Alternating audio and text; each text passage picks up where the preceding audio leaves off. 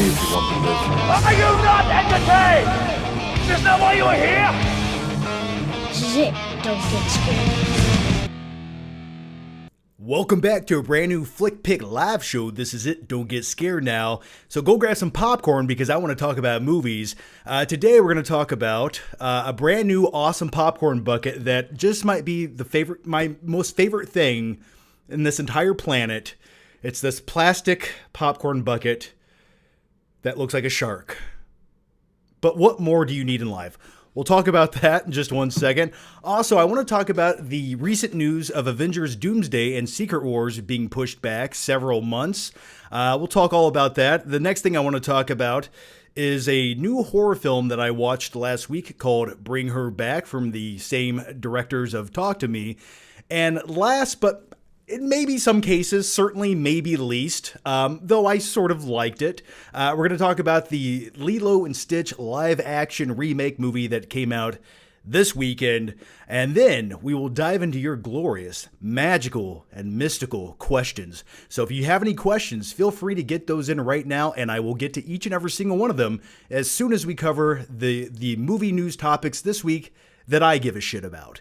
But yeah, feel free to chime in along the way. I'd like to know what you guys think about each and every topic. And the first thing we're going to talk about on this brand new episode of the live show is this magical popcorn bucket right here. And just check this bad boy out right here. Oh my God! You just put your hand in here, you grab some popcorn. Ah! I'm just kidding. But this is the 50th anniversary Jaws popcorn bucket from Alamo Drafthouse. And this just might be my favorite popcorn bucket ever made. Now, I do have a wide array of popcorn buckets in my collection. I have a Darth Vader. I have the Gladiator helmet. I have... what other popcorn buckets do I have back there? Oh, yes, I have the Bat Cowl, the Bat Signal, and a multitude of others. I also have the Ghostbusters Ghost Trap right here, which I don't really like that much. I don't know. It doesn't really lend itself to be that cool on a shelf. But this is phenomenal. Now, a few details about this, and yes, somebody did bring this up earlier. What is that, a shark or something? Well, yeah, it is a shark or something. But it has rubberized, very detailed teeth. Look at the details on Bruce's mouth right there. Look at those chompers right there, man. Every time you go to grab a handful of popcorn, you are risking your phalanges, all right? But this bad boy has an articulating jaw. Hey there, guys. And then obviously you set it like this.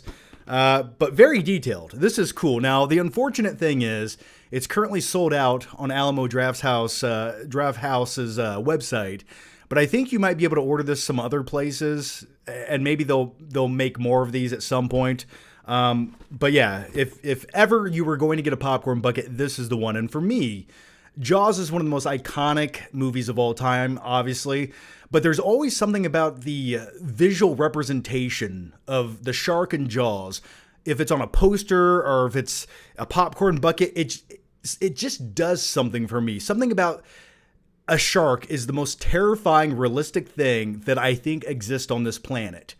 It just doesn't seem like we should coexist with them in any sense of the word.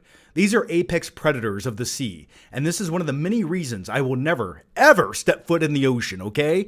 But when it comes to Jaws, like, it's my favorite movie poster of all time. The symmetry of the poster, the color, the design, the imagery, and it just tells you everything you need to know. When you see that lady swimming on the surface of the water and Jaws coming straight up from the abyss, oh, it's beautiful. And if you've never seen the movie Jaws, first and foremost, what's wrong with you? But secondly, if you've never seen it, just stop watching my stupid face and go watch it right now. Came out in 1975, directed by Steven Spielberg, and it is one of the most terrifying thrillers to ever be made. And it is the quintessential summertime blockbuster that terrified an entire generation of going into the ocean, myself included. Like, I'm still, if there's a swimming pool and I can't see the bottom of it, or it's night out, oh no, I'm not getting in that. There's going to be a shark in there. Don't ask me how it's going to exist. It's in there. Or like a pond or a lake. No, there's sharks in there. I don't jump in there either. But yeah, as far as this popcorn bucket, this is everything I wanted in life. And the other cool thing about these limited edition popcorn buckets, sometimes they're hit or miss. But for me, as a dude in his mid to late 30s, I know I'm getting old, these give me a reason to buy toys in my 30s, but yet I can still talk about them and justify them because it does relate to movies. It looks pretty cool on the shelf, and they do serve a dual functioning purpose. Not only do they look cool, but you can put popcorn in them. So anyway, those are my thoughts on the brand new 50th anniversary Jaws popcorn bucket. Highly recommend it, and what more could you want in life than this? But it also reminds me of a very, very significant moment in my life going back to sharks. And many of you know this, but my most viewed video on this channel is a video called Jaws in My Pool. I made this video 10 plus years ago in my parents' backyard in an inflatable swimming pool, and I play with a toy shark. And it has 2 million plus views. Don't ask why, I don't know, but there's just something, I think society has this weird fascination with sharks, and then dudes playing with them in their pool. But I will tell you this. I'm not ever going to say no to Jaws in My Pool Part 2. Just putting it out there. It'll be like the sequel to the movie itself, Jaws. The sequel sort of sucks, but hey, it exists. But I'll be honest with you, if I did in fact have a swimming pool, I would have done a review for this in the swimming pool, eating popcorn. But hey, there's always a possibility of a movie night this summer in my backyard with this bad boy, and maybe I'll get a kiddie pool just for that special occasion. The movie Mysterious All right. Skin, starring Gorilla Beach says, Jaws do get scared now. Oh, yes, absolutely. Oh, and the best thing I have to mention about this Jaws popcorn bucket is you're not going to need a bigger popcorn bucket because this bad boy, I put an entire bag of popcorn in here and it didn't even get to his lower jaw.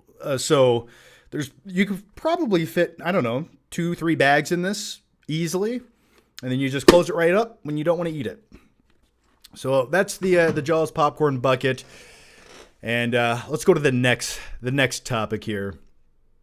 And that next topic we're going to talk about is Avengers Doomsday was delayed. Now, I could see how some people might be disappointed with this. For me, I think this is the best thing that could happen to a movie of this caliber. Whenever you have a $400 or $500 million movie with an ensemble cast and this many VFX shots, it's best not to rush these things to make a release date. And so they pushed this back. Originally, it was supposed to come out in May 1st, 2026. Now it's being pushed back to December 18th, 2026. So it's getting pushed back about 7 months. It's only 7 months, okay?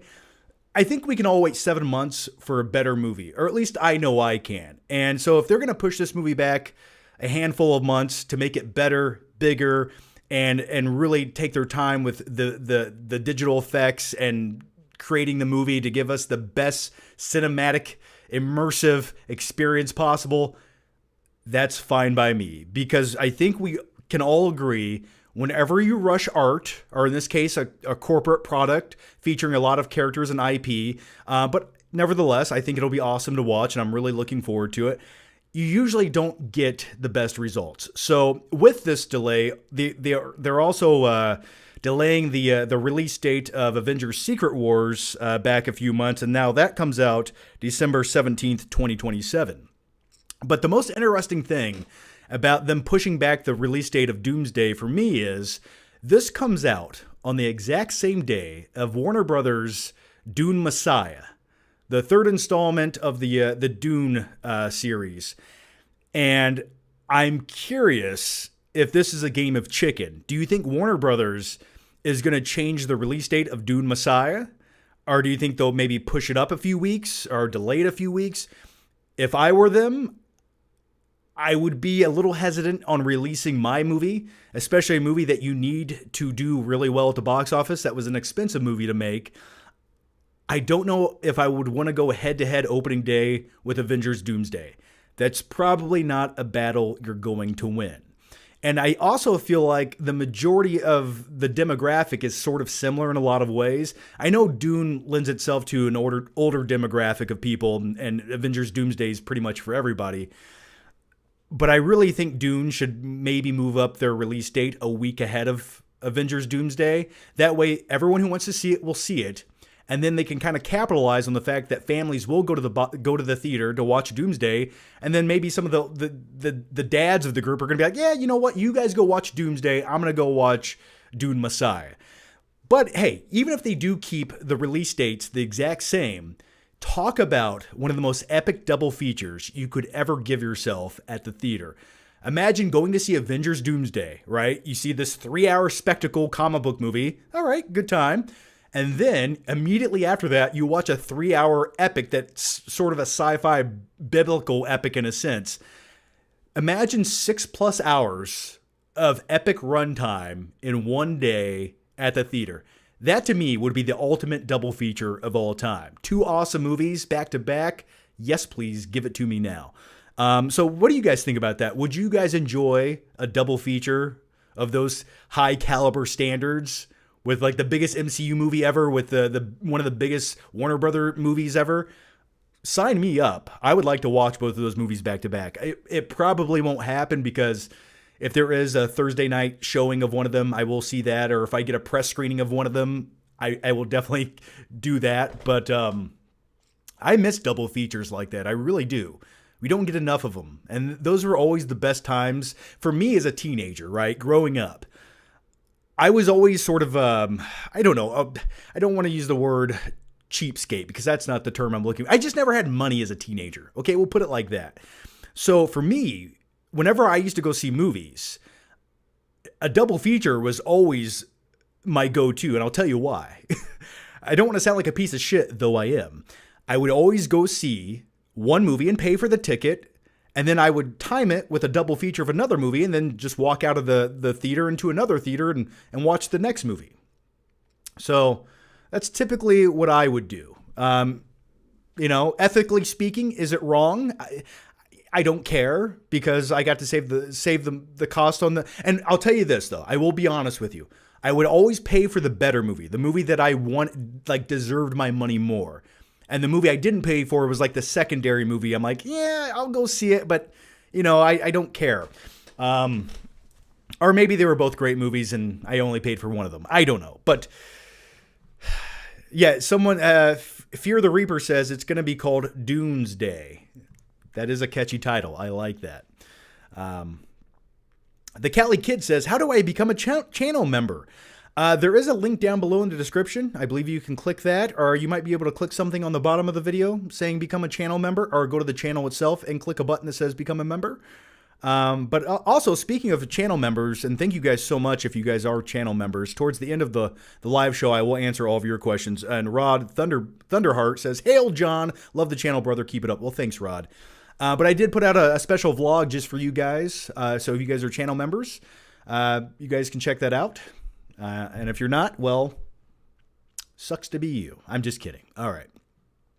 Let's talk about the next topic here. And the next topic I want to talk about is a new movie I saw last week. And the coolest thing, if you guys aren't aware of this and you guys like going to the movie theater and whatnot, if you don't do Regal Mystery Movie Monday, it's where you sign up and they'll show like a random movie on Monday. You don't know what you're getting into, but it'll be a random movie.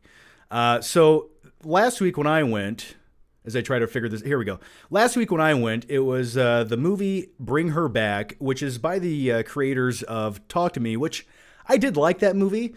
I wouldn't say I love it. I don't think it's like the best horror movie ever made, but I think it's a really interesting concept. And I think it was very well made. And it was they had a low budget, so I respect what they did with it. But this new movie, Bring Her Back, sort of feels like it could exist in the same universe as Talk to Me.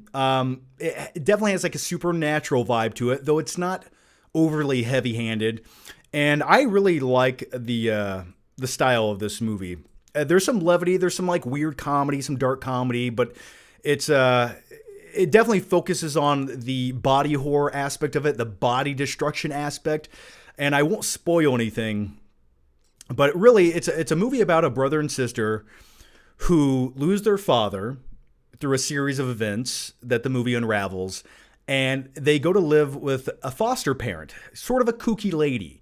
And this movie gave me ever so slight Misery vibes, the Stephen King book and also movie Misery, just to a slight degree. Where you have this lady, she's clearly a little bit unhinged, and there's a lot of psychological manipulation going on through this, but there is one character who gets tormented to shit throughout this movie. And without spoilers, I will just say this. This movie literally made my face and my mouth ache. There's a scene that involves a kitchen knife. There's a scene that involves a coffee table. And this movie will make your teeth hurt by the end of it. Now, this isn't some scary movie where there's ghosts lurking in the shadows and you go into the dark, spooky basement. There's none of that. This is more of a thriller. And then sort of a movie that makes you feel unsettled by how horrific things are turning out on the screen. So I would recommend checking it out. I think overall it's a pretty good movie. I think there are a few little details as far as like some of the character motivation and some of the logic, how things were supposed to work and connect by the end of the film. Like, what was the motive here and what did you truly expect to happen in this very convoluted plot? But nevertheless, I still really enjoyed the movie.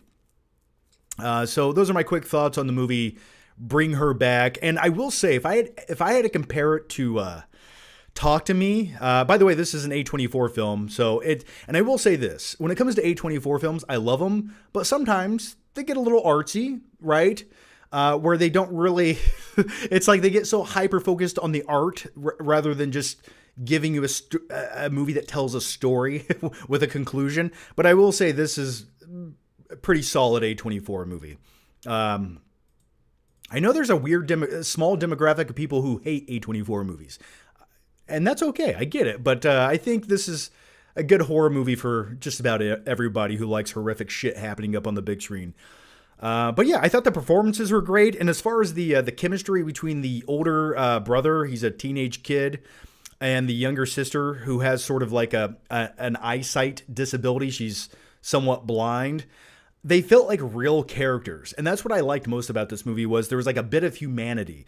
Like the older teenage brother who went through some traumatic events growing up. He has some psychological trauma he's dealing with. He works out, he takes creatine, and that's really like psychologically, that's what happens to people who are abused in life. They want to get physically stronger so no one can hurt them, you know? And I like that little aspect about his character. Also, the little sister, she just felt like a real 12-year-old kid. So I did like them as characters, and I truly gave a shit about what was happening to them in this story. So I would recommend checking it out. Do you need to go to the theater to see it? Maybe. But with horror films, go at your own risk, because sometimes it's an awesome experience, or sometimes you have the worst of humanity coming to watch these movies. They have no etiquette whatsoever. All right. So those are my quick thoughts on Bring Her Back. Okay, and the last main topic I want to talk about on this live show before we dive into your glorious questions is it's a brand new Disney movie. It's a brand new Disney movie called Lilo and Stitch. And when it comes to this movie, let me back up. Let me back way, way up, okay? I had never, since it came out, let me rephrase this. I have never watched the 2002 animated Disney film Lilo and Stitch until the day before I went to go see the live action Disney remake of Lilo and Stitch. Now, my wife loves this movie. I was very aware of the movie. I know a lot about it, but keep in mind, When the original Lilo and Stitch came out in 2002, I was about 15 years old, and I was a bit more focused on getting my driver's license and chasing girls in my freshman year of high school, okay? So animated Disney movies weren't on my radar at this point, though I've always liked them, and I always will, but this is just one of those movies that sort of slipped under my radar. And so I did watch the animated movie the day before I saw the live action, and I gotta say, I liked it. I think it's a solid Disney animated movie. I like Stitch. I get it. And also, speaking of Stitch, I was going to buy the Stitch popcorn bucket at Regal Theaters. It's like a foot tall. It has like a fuzzy little texture on the outside of it, and it looks really cool. But I had to ask myself two things. How creepy would it look if I went to the theater and bought this by myself on a Thursday afternoon? That was question number one. And question number two was, what am I going to do with this thing after I talk about it in a video, besides put it on a shelf in my closet? Call me crazy. Just as a dude, I don't necessarily need to have a 1 foot tall Stitch doll on my shelf back there, right? I got Darth Vader, I got Jaws, I got Batman. I don't need the Stitch thing. So maybe I could have given it to like my nieces or something, but that's why I didn't buy that popcorn bucket. But as far as the animated movie goes, I liked it. I think there's a lot of cool things about it. I think the story's solid. And for a runtime of a 120-minute animated movie, you're in, you're out. I think it's a good time. Very entertaining. So when it comes to the live action Lilo and Stitch movie, which costs $100 million, I gotta say, it's definitely one of the better live-action Disney remakes. It doesn't change a lot of things. It's not insulting. They don't go out of their way to make the hardcore fans angry. I think they stay pretty true to what the core fundamentals are of Lilo and Stitch. And I will say this, when it comes to the casting of Lilo and Nani, the older sister, I don't really think you could ask for better casting choices. I liked both actresses. I will say this, though. I know the younger actress who played Lilo is getting a lot of praise. And I do feel like at times she's a pretty good Lilo. But at other times, keep in mind, this is a child actor. She's like 10 years old.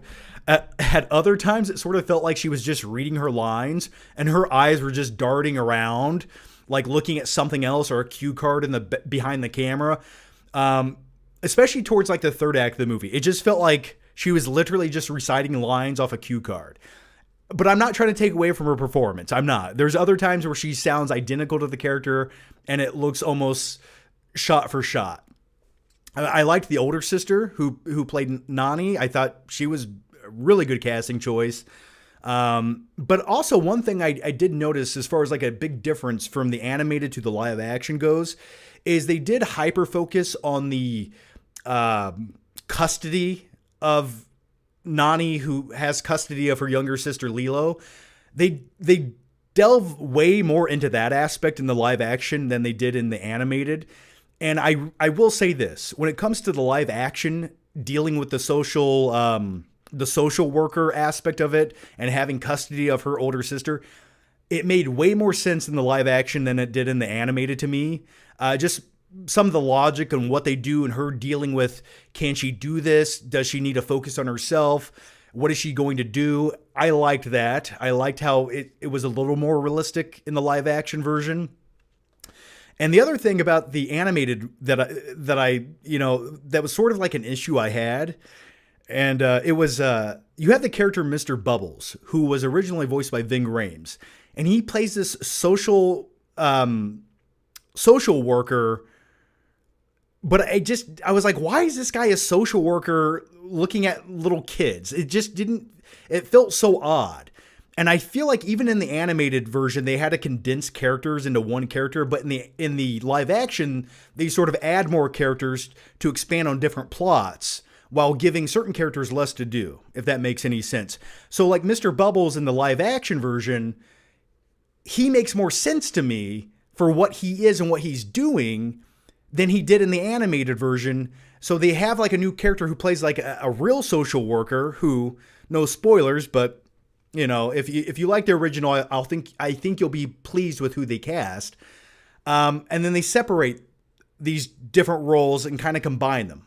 I know this sounds really convoluted, but also I wish Ving Rhames would have played the live action Mr. Bubbles. Like the guy they got was fine, but I wanted me some Ving Rhames, who, by the way, as Mr. Bubbles in the animated movie, he just looks like Marcellus Wallace from Pulp Fiction. Like, he looks identical. Like the 2 earrings and everything.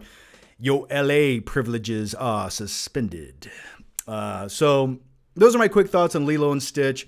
I think it'll be pleasing enough if you like the animated movie. I know some people will have problems with it. Oh, and when it comes to the villains, the antagonists of it, I had some notes here. What are their names? I can't remember everything.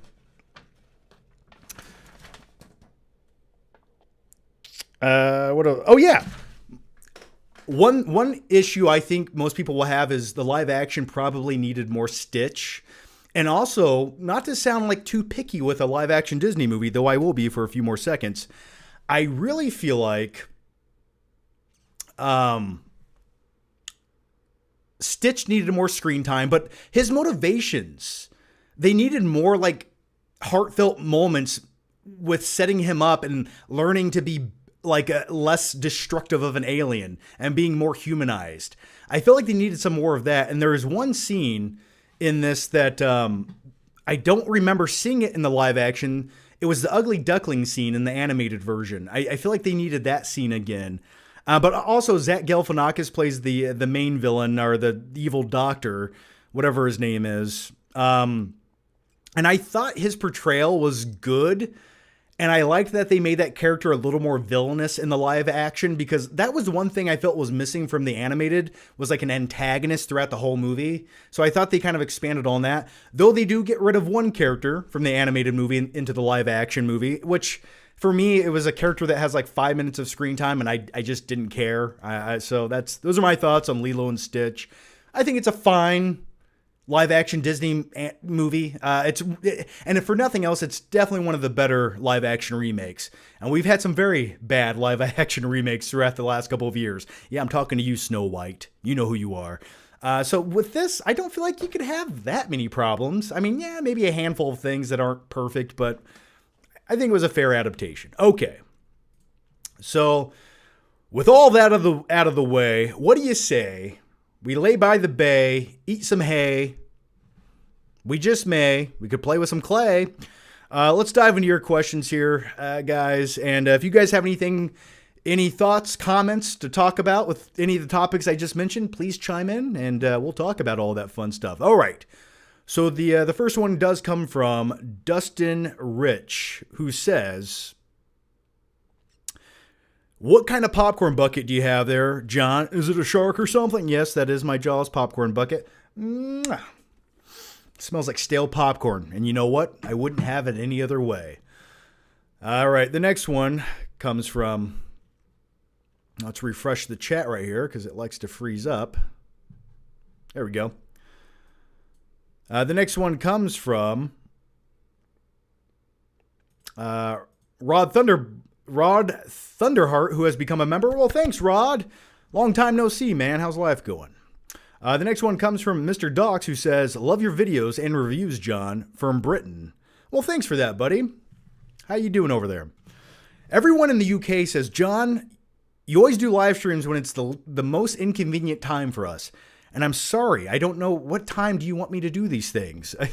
And the other fun thing is only like 8% of my audience live in the UK. So I don't know. There's always the replay option, but thank you nevertheless for joining me, man. Okay, the next one comes from Avocado Balls Johnson, who says, "The movie Mysterious Skin, starring Joseph Gordon-Levitt, is getting a popcorn bucket for its 20th anniversary. It's shaped like a butt, and you have to put your whole arm in to reach the popcorn." You know what? I did a promo for a company who sells items that can alleviate tension. They sell rubber asses, okay? But anyway, what is this? It kind of reminds me of that. What is this called? Mysterious Skin? Is this a real thing? Let me look this up.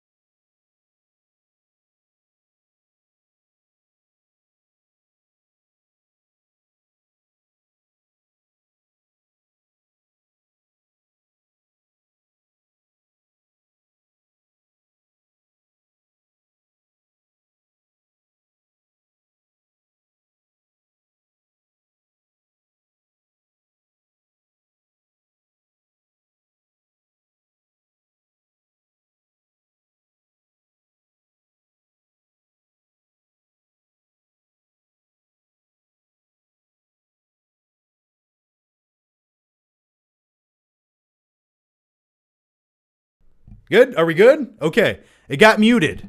I think my party popper muted it.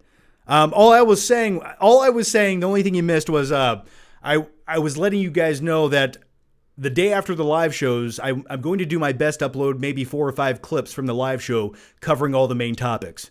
Because I know it's sort of hard to watch a 2-hour live show and look at my stupid face for 2 hours. So if you guys want some of the main topics in a condensed video clip version, look out for those on this channel the day after the live show. So that's all I was saying. Can you hear me now? You got it? Okay. You got it? Everyone got it? Okay, we can move on now. Let's move on. All right, Rex. We got one here from Rex who says, how much do you spend on movies a year? So I used to spend a lot on seeing movies a year. And keep in mind, a movie ticket's like $12, $15 these days. And plus my wife goes to every single movie that I see, probably like 95% of the time. So, but it's not even that. I spend the most money on whenever I go to see a screening of a movie that's maybe a week or two ahead of time. Keep in mind, I'm not seeing those in my city. I'm driving 3 hours for early screenings of movies. So I'm driving to like Columbus, Indianapolis, Chicago. So I'm spending 3 hours driving there, 3 hours driving back. You got to pay for gas, food, snacks. Last time I went to Chicago to see the Mission Impossible screening, I went to a parking garage that charged $20 an hour. It's a 3-hour movie. I got there 2 hours early. So yeah, that was a very expensive free movie to watch. Not to mention you have to take toll roads to get to Chicago, which suck. So the best thing I ever did though was I had the Regal Movie Pass, and I paid $20 a month for unlimited movies. And if you just see 2 movies, you're getting your money's worth and then some. So that's what I would recommend doing. Sign up for that Regal Movie Pass. All right. Let's go to the next one here. Does the audio sound okay? Is it too loud? Too loud? Is that better? Let me know if the audio sounds sexy. Here, hang on. Let's try to tweak this a little bit.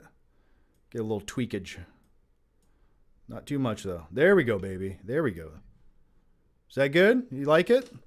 Okay. Okay. Sorry. I'm just a one-man show. I'm doing my best. Dylan says, you son of a bitch. He didn't really say that. He said, John, bring back the fitness vids and get ripped again. Well, dude, thank you for that. I am getting back into the gym as we currently, this summer, okay? I'm getting a dad bod. But the summer motivates me to go outside. I start doing yard work. The sun is out. The rays of the sun, I soak them up like Superman, and I just feel good to go, right? Wintertime is sort of like kryptonite to me. I might have a slight form of seasonal depression, but so yeah, I'm getting back into the gym. I don't know if I'm going to do fitness videos. I think that phase of my life maybe has passed me by, to be honest with you. But I do want to get back in shape, and I do like going to the gym. I do. It's one of those things. It's like, for me, throughout my life, there's been a lot of different phases. It's like Marvel, right? You have multiple phases. Some are better than others. Some do more than others. And some of them have different tones, right? And then like the last phase was sort of shitty. And that's how the last phase of my life sort of felt. It was a little bit all over the place and chaotic, but hey, we're getting back on track. So I'm going to get back into the gym very soon. All right, the next one. Oh, we got a big one here. A couple big ones. All right, the next one comes from Shane Palmer, who says, hey, Mr. Flick, been watching since 2012. Just wanted to say you're the man. I wish you nothing but the very best. After all these years of watching you, I have now a 14-month-old who also enjoys your videos. You're teaching him right. Much love, sir. Well, thank you for that. I'm glad the small infant child can enjoy the soothing sounds of my voice, where I ramble on about nothing and talk shit about movies. So thank you. But thanks, Shane. Thank you so much, man. And you know what? I hope by the time that child's not 14 months old, but 14, they can still watch me as a graying, old, decrepit curmudgeoned dude on the internet. And Shane, you get a party popper. 3, 2, 1. This is for you, Shane. Ooh, that was a good one. So thanks, man. Thank you so much for the question. Means a lot. All right, the next one comes from the movie guy. I finally watched Parasite. I really liked it, although I feel like they missed an opportunity for a darker movie with the secret basement was found. I don't think the former maid should have discovered their scam so quickly. I really, thinking about Parasite, I don't have any problems with Parasite. And I get what you're saying, but I liked the way that the movie progressed. I liked the way that the narrative worked. I think it was brilliant in its sense to where the movie just kept getting darker and darker and darker. And so I think when you get sort of I don't want to spoil it, even though it came out like 6 years ago. But when it comes to the basement of the movie, I think they progressed that accordingly to lay it out right and give the movie some more tension along the way. So I didn't really have that problem. I mean, I guess you could... I get where you're coming from, but for me, it worked perfectly. So movie guy also gets a party popper for his super chat. Here you go, movie guy. 3, 2, 1. Let's do a spin. All right.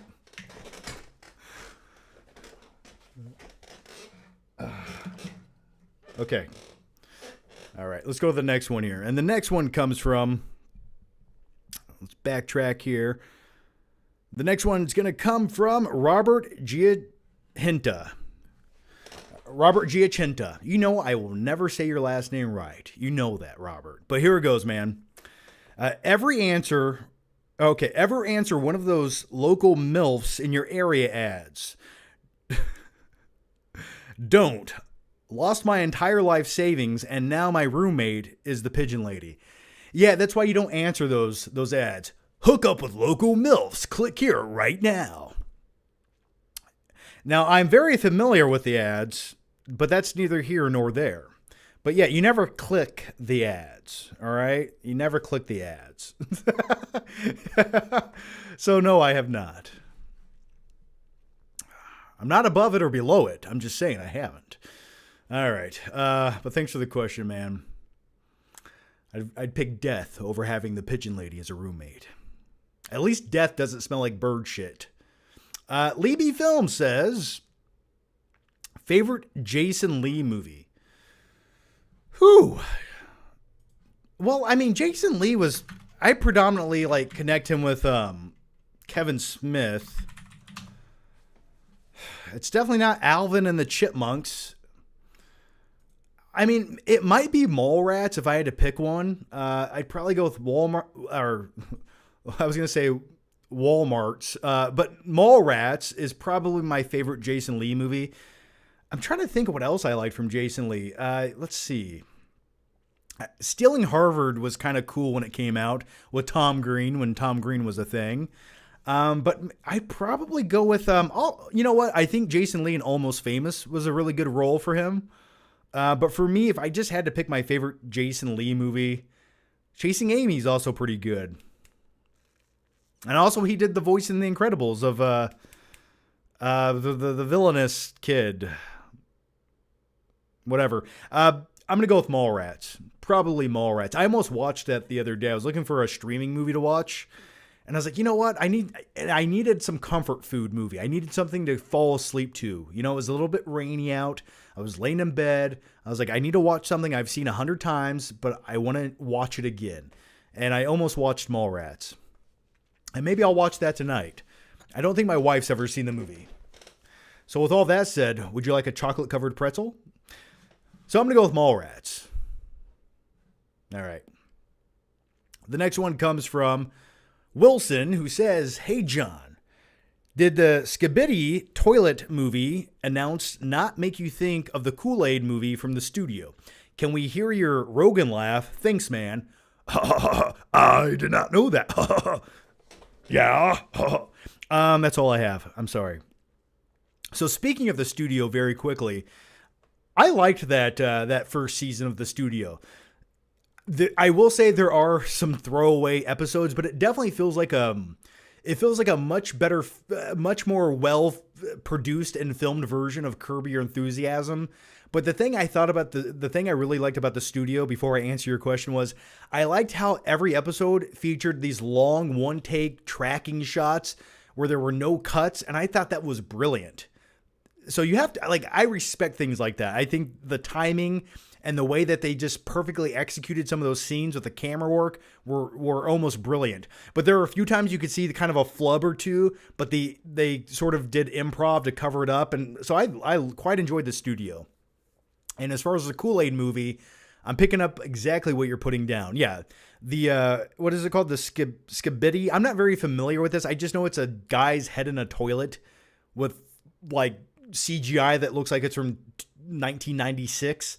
But now with that movie and that concept, we're getting a Michael Bay adaptation of that. Now, I don't know what that's going to be, but the fact that Michael Bay is directing it, it does in fact sound like a storyline that would be in the movie The Studio. Like, oh, here's the new Kool-Aid movie and Ice Cube's doing the voice of Mr. Kool-Aid. Yeah, it completely feels like a parody of itself already. But with all of that said, I do want to see another big shitty Michael Bay movie where the main character is in fact a guy who has his head in a toilet. Why would you not want to see that? Doesn't that sound like the perfect concept for Michael Bay to direct? Like, sign me up. Give me some explosions and fecal jokes, and hey, it'll be a Michael Bay movie. But keep in mind, this is also coming from a guy who, I like me some Michael Bay. I do. I know it's cool to talk shit about him these days, but Michael Bay was my childhood. Growing up, The Rock, movies like Armageddon, Bad Boys, oh, that was my go-to. All right, let's go to the next one here. The next one comes from Joey Ruiz, Lord of the Rings, who says, is Bloodlines rewatchable? Can you do an Arnold voice? I can do an Arnold voice, but should I do an Arnold voice? That is the question. Bloodlines for me is not rewatchable. And I really feel like when it comes to rewatchability in the Final Destination franchise, only a few of those movies have any rewatchability whatsoever. I would say the first one and the second one. Everything after that, it's like after you watch the opening sequence of the big contrived over-the-top death scene, I don't really care about how the rest of those movies play out. It's like, okay, here's another scene where someone dies in a tanning bed. Here's another scene where a piano falls on their head. It's like, okay, I get it. They just don't have a lot of rewatchability for me. Because the plot is always the same copy and paste, and that's fine. You know, if it has a formula that works, I get it.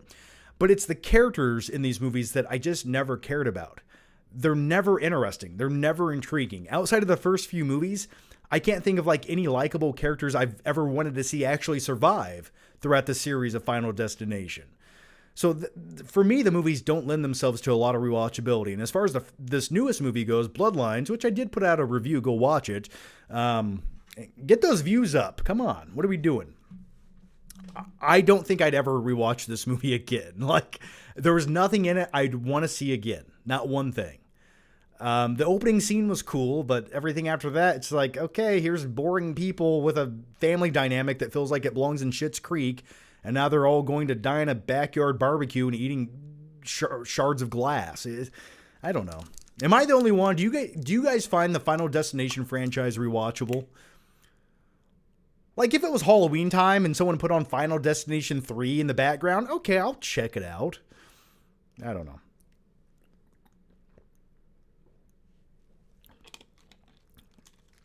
But I still quite enjoyed the first one and the second one.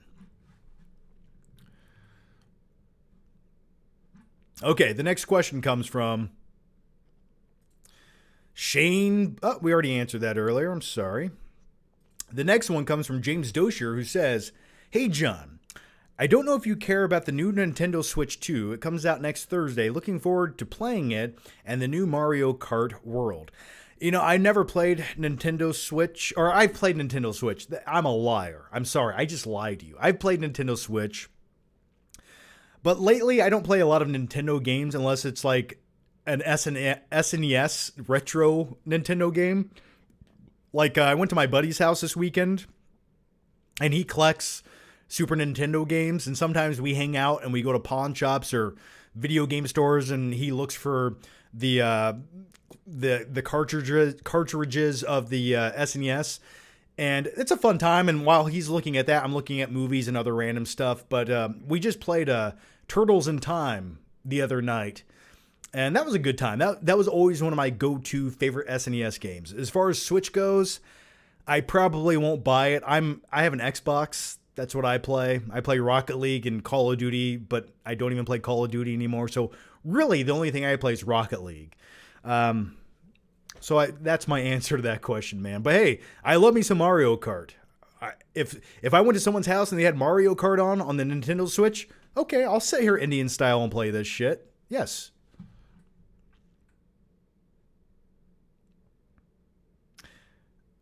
No, my friend's name is Chris, but it's my long time friend Chris. He was also the best man at my wedding. So different Chris though. All right. The next one comes from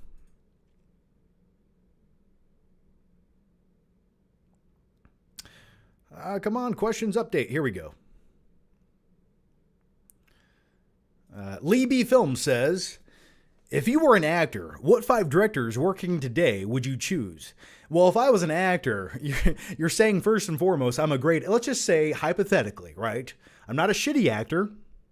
I'm a good actor. Okay. Obviously I'd love to be in a Spielberg movie or a Christopher Nolan movie or a James Cameron movie or a Tarantino movie. Obviously those are the directors I would like to be in some of their movies. If I was a good actor, what role would I play? I don't know. I would play background guy number 7. That's who I would probably play in any of those movies. But hey, nevertheless, I would still like to be background guy number 7 in a Steven Spielberg movie. Okay, I'm just putting that out there. All right. I feel like I could be the best friend of the main character. I'd be the best friend character. That's who I'd be. Right? I give him some random solid life advice in the locker room when he's having a bad day. And we look at each other and then we nod and then we go our separate, it'd be like, I'd be that guy. And then if I was in a big action movie as the supporting secondary best friend to the main character, I would probably have to die in the movie, right? I would be Goose to Maverick. I'm the guy who has to die. So with all that said, I'd like to be in a Michael Bay movie. I just want to blow up for no reason. All right, let's go to the next one here. Avocado Balls Johnson says, the best flick phrase is the 2011 to 2012 era when you were semi-depressed sociopath driving around at night hunting for Blu-rays and $2 frozen pizzas. Not a lot has technically changed, not a lot has changed. I'll be honest with you. I'm just better at conveying my thoughts and hiding my true feelings sometimes. But there's always going to be that dark void lingering behind my eyes. It's always there. But yeah, thanks for that, man. Well, in one of the second video I ever made, I talk about literally driving down the road, running someone over, committing manslaughter, and then just pretending like it didn't happen. But that's before everyone got so easily offended. I miss that time period. I miss life from 2010 to 2016. We didn't know how good we had it. The internet was exactly where it should be. It wasn't too much, it was just enough. You had everything you needed. Social media existed, but it wasn't like a necessary thing to exist in life. Really, what I'm saying is I think society and the world was a better place before TikTok. I'm just putting it out there. I genuinely think that. All right, let's go to the next one here. And the next one comes from Robert Giacinto, once again, who says, let's bring up your question. Come on. All right. Speaking of Jason Lee, have you seen Dreamcatcher? Oddly watchable, bizarre movie with Donnie Wahlberg going full R word. I have not seen Dreamcatcher since I think the time it first came out around the theatrical run. Maybe I watched it on like HBO or something one random night, but that is one movie, especially when it comes to a live or an adaptation of a Stephen King novel to a movie. I don't remember anything about that movie. I remember nothing about it. I can kind of remember the trailer where it has like the snowy setting and the animals are a little freaked out, right? That happened in the trailer, but I don't remember anything about it. So that's maybe one movie I should go check. Donnie Wahlberg going full R with the. Why can't I not talk? Anyway, has Donnie Wahlberg in it saying some shit. Maybe I should go back and rewatch it. All right, Neil McCauley says, have you seen a movie in ScreenX Theater? Okay, I have seen one movie in the ScreenX Theater, right? And that movie was Harley Quinn, Birds of Prey, or as the original title went, Harley Quinn and the Emancipation of some blah, blah, blah, terrible title, worst title ever made. I saw that in ScreenX.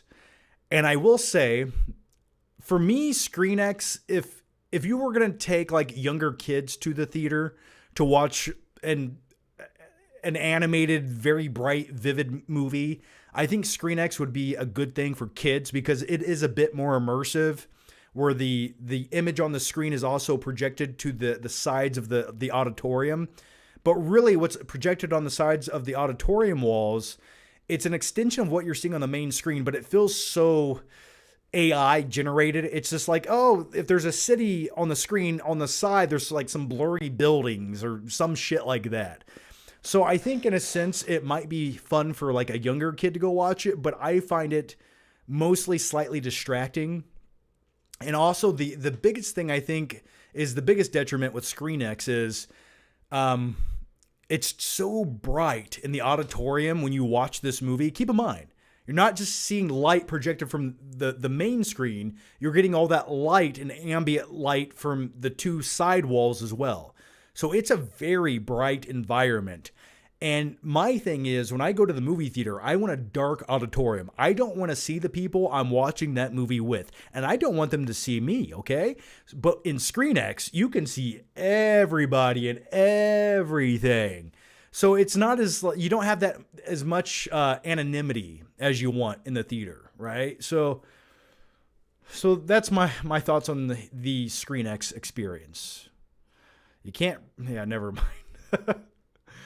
The next one comes from Skylar Wheelock, who says, what is the dumbest thing you ever did while drinking alcohol? I once tried to pay for tacos with my library card and argued with the cashier because it's basically the same thing as a credit card. Good point. The dumbest thing I've ever done in alcohol. You mean besides lighting my friend's shoes on fire and 7 of my other friends urinating on them to put them out besides that? Man. I'm not proud of this, but I think this is a story I need to tell you. And I'm going to tell you this story that has no moral ending in sight whatsoever, but I'm just going to tell you. When I was in high school, I went to a buddy's house, and we had a lot to drink. Underage drinking, right? And I drank so much that... God, this is I know this is terrible, but hear me out for a second. My friend lived in the middle of nowhere, on a country road in the middle of nowhere, right? You see a car drive down this road once every like 5 hours. And my other friend's house is probably like 5 miles down the road on another country road where no one ever drives. So I had an all-terrain sort of lifted SUV at the time. It had big 35-inch all-terrain tires, had fog lights or grill guard. So I was a little bit under the influence. My other friend was not so much under the influence, but he didn't want to drive my car because he was only like 15. I was 16. And I was like, we got to go to your house. We didn't want to stay there. I don't remember the reason why. So rather than take the roads to his house, we just drove through like the woods and fields the entire way there. In the middle of the night, slightly intoxicated, but hey, I did my part as a functioning member of society. I did not go on the roadways, okay? I kept other passengers safe. Now, did I maybe drive through a cornfield accidentally and through a few other things along the way? Maybe. but I did the responsible thing. So that's one thing I did under the influence of alcohol. And that, folks, is why you need to buy all-terrain tires. You never know. All right, let's go to the next one here. Lee B. Film says, I have a pitch. This is The End, but with YouTube movie critics. Casting Pick Stifler plays you. Oh, you mean Sean William Scott would play me? That's fine. I can live with that. He fuckface. That's fine. I can live with Sean William Scott playing me. Well, that sounds fine to me. But I don't think it could ever be more than a YouTube video. I don't think anyone would go pay to see that at the theater. It could be a streaming movie, sure. GF Hostman says, best years, I think, were the early 2000s to 2009. See, I liked when YouTube was sort of a thing. Well, it still is a thing. But I liked, for me, 2010 to 2000, like, I'd even say like 2010 to 2018. I think were like the best years of social media. I miss when Instagram was just a place you posted pictures. I liked when TikTok didn't exist. I liked when long form content was always preferred. I liked when people's attention spans were longer than 3.1 microseconds. I liked those things. I liked when society could take a joke and not everyone was virtue signaling to impress somebody that they don't even know or don't even like for the sake of just doing it. I miss that time in life and society. And if we could only go back there, I think everything would be better. But what do I know? All right, let's go to the next one here. And the next one comes from Battle of the Crystal Kingdom, who says, hey, John, please give my trading card game a shout out. It's a brand new game my girlfriend and I have been developing for 5 years. We finally released it. So is it called Battle of the Crystal Kingdom? Is that the title? Okay. I'm just going by your username. You gave me nothing else to work off of here, man. So I guess Google Battle of the Crystal Kingdom and check out the trading card game. But if you want to leave a synopsis or something in the chat, let me know, man. What do you do? How do you play it? What's it comparable to? Watch it just be an Indiana Jones and Kingdom of the Crystal Skull game, and you play as like the character Butch or something. Or not Butch. What was the character? What was Shia LaBeouf's character's name? What was his character? What was his name in Kingdom of the Crystal Skull? Was it Butch? Anyway, who cares? But yeah, check out the trading card game. Dustin Rich says, sometimes I like to watch your live streams while choking on spree candy. I call it autoerotic asphyxiation. Oh my gosh. Okay, man. Well, that's good to know. Thank you for that. Yes. If you guys aren't familiar with the story, I did almost die by choking on spree candy at a very young age, and it is slightly a traumatic experience. But when I tell a story, I try to make as much fun of it as I can to keep from having tears develop in my eyes. But yeah, man. Well, thank you for that. Thank you for that compliment and those thoughts. Mutt. Yeah, I was right. I said mutt, didn't I? Or did I say something else? Was it mutt or did I say... What did I say? Who cares? Okay, here it is. Crystal Kingdoms TCG on YouTube. So yeah, if you guys are into that, check that out, man. And thank you for that. Thank you for the question. All right. Also, once again, from Crystal Kingdom TCG on YouTube, the trading card game. Hey, John. Been a huge fan since the Dark Knight Rises review. Ooh, that was a... You know what's funny? I look back on some of my very old reviews, and I just feel like I'm missing so much information. I didn't put a lot of thought into what I was going to say, and maybe that's the charm of those reviews, but going back, I'm like, why didn't I talk about this, and this, and this? Anyway, let's answer the question here. Would love to hear you open some card packs for my trading card game. I sent you an email. I'll mail you some. I don't know anything about trading card games. I don't play them. and I don't have a P.O. box to mail anything to currently. It sounds fun. I would do it if you sent them. I would open some of those up on a live stream or something, man. But let me get a P.O. box first. And then I can bring back fan mail unboxing videos as well. Because I would like to do those again. I kind of miss them. If you guys want fan mail unboxings to come back, let me know. Oh, Battle of the Crystal Kingdom says it's a fantasy trading card game. It's like a fun version of Yu-Gi-Oh! And way less confusing version of Magic the Gathering. Okay, well, fair enough. All right. The next one comes from Real Steel Fitness, who says, do you think Tom Hardy's performance in The Dark Knight Rises holds up? I remember loving it originally, but as I've gotten older, I can't stand the voice. Well, the way I look at Bane in The Dark Knight Rises is the same way I look at Darth Vader in Star Wars, right? If you really think about it, Bane in that movie is sort of, and I know this goes against the character of Bane because he is a mastermind criminal with the physicality to break the bat. I understand all of those things. But in The Dark Knight Rises, he's more of an instrument of destruction. He's sort of like the Darth Vader in Dark Knight Rises, sort of how Darth Vader was like the muscle behind the Emperor. And that's how I look at Bane in that movie. And also they both have very robotic, digitized voices. I like the voice of Bane. I still like it. I think it's cool and imposing. But I will tell you this. After going back and rewatching The Dark Knight Rises just the other day, it's definitely one of the most tonally chaotic movies of the trilogy. And the other thing about The Dark Knight Rises is the way conclusions are made and the way that the plot progresses. There is so much plot convenience throughout that movie. It's almost jarring. Now, keep in mind, I still love the movie. I still think it's a masterpiece.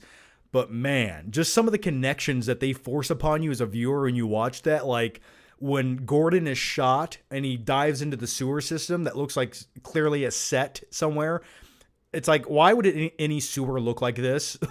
But anyway, he dives in there and he washes up on like the Gotham Harbor or whatever. And the only person who goes and finds him is Joseph Gordon-Levitt because as an orphan, that's where things would wash up. That's where bodies would wash up. So he knows exactly the one outlet in that entire city where dead bodies would somehow magically wash up. But apparently the Gotham police force is not aware of this location. Even though I'm pretty sure throughout the history of time of all these dead bodies washing up throughout this tunnel system where they always do, don't you think they would know that? Don't you think they would have been like, yeah, maybe check there for the dead body? But only Joseph Gordon-Levitt knows that. So just little plot conveniences like that, just little things like that. And I will say, I don't have a problem with Bruce Wayne's magic knee brace. I don't have a problem with that. I don't have one whatsoever. That's fine. I can live with it. But I do have a problem with him. As soon as he puts it on, he kicks the brick wall and like breaks it off. It's like, I get that the knee brace reinforces your knee. I understand that. But how does that reinforce your foot to be made out of like titanium when you kick a brick wall? Like just little, it was like, I'm going to stand by this. I genuinely think The Dark Knight Rises screenplay probably had the least amount of tension and rewrites in comparison to The Dark Knight and Batman Begins. Can we all agree upon that? Okay. Paul says, like the video, everyone. Yeah, like this video. Like it. Please do. I'd appreciate it. If you're watching, just click like, man. That's all I ask of you. Let's stick it to the YouTube algorithm. Show them that you're not afraid. So like this shit. All right. Let's go to the next one here. The next one also comes from Real Steel Fitness, who says, who are your top 5 actors working today? I go with Leo. I like me some Ryan Gosling. I do. But working today, like I throw Daniel Day-Lewis in there, but he's so far in between roles. I'm trying to think, like I like Robert Downey Jr., but really outside of the MCU, he's not doing a lot. Let's see, who else? Trying to think of another. I'm trying to think of like, I've always liked Edward Norton. I like me some Brad Pitt. But I'm trying to think of people who have played more character roles. I like Christian Bale. Let's think of some other actors here. you said working today. So like, I mean, they're technically still working today. They're not making great movies anymore, but Arnold was great. I've always been a fan of Tom Cruise. Say what you will. He's a bit crazy. He might drink the blood of the innocent, and he might be a vampire. Yeah, but I like me some Tom Cruise. He's like the last real remaining blockbuster star. Someone put in there Carl Urban. Yeah, I like me some Carl Urban. And that's a great question for you guys watching. Who are some of your favorite actors working today? Josh Brolin. Yes, I've very rarely have I ever seen a Josh Brolin performance I didn't like. Like I just watched, oh gosh, oh God, what am I thinking of?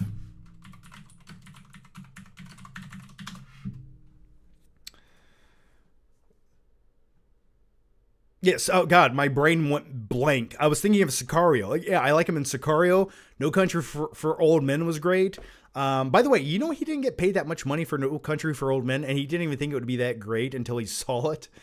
I liked him as Thanos. And by the way, I do have a special movie night video coming very soon. So inside scoop for you guys. I shot a movie night video in my backyard on my inflatable projector screen. It's like 20 feet. So we did a movie night, and then I also sort of do a review for Avengers Endgame and does it hold up? And also I do a review for the projector I watched it on. So there's a lot happening in that upcoming movie night video. But I'll tell you this, shooting that movie night video and finding the way I'm going to start formatting these videos, I want to do more, especially during this summer season. Because there's so many awesome movies you could watch in the backyard that just lend themselves perfectly to watching it outside. It just adds to that experience. So I might be watching like Jaws or Jurassic Park outside for a special movie night video. So look out for that. But let's see what you guys had to say. All right, we had Arnold Schwarzenegger. Yeah, but Arnold, he's not doing a lot of great movies anymore. That's the detriment with Arnold. Matt Damon has always been a go-to, right? Matthew McConaughey. I love me some Matthew McConaughey.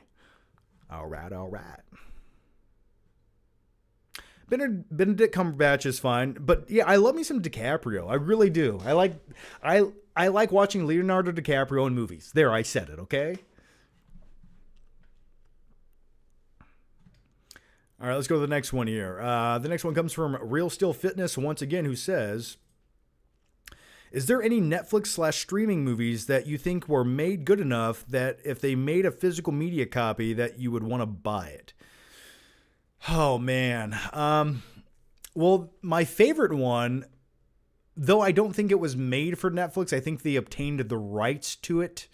But Society of the Snow, I think, was probably like the best Netflix movie I watched, which was based on true events of a plane crash in the Swiss Alps.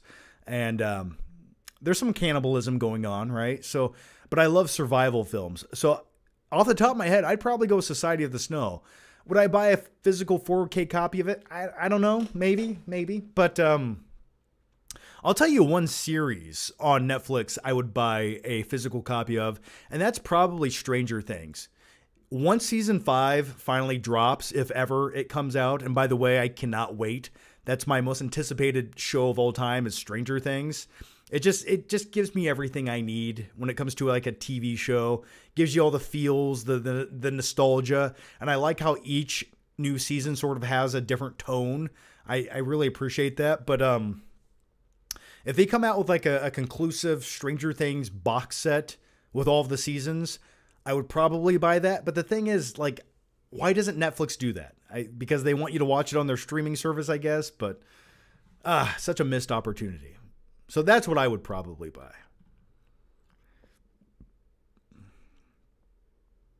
Lion fan says Chris Pratt, forgot about him. I like me some Chris Pratt, but I'm just a little over Chris Pratt these days.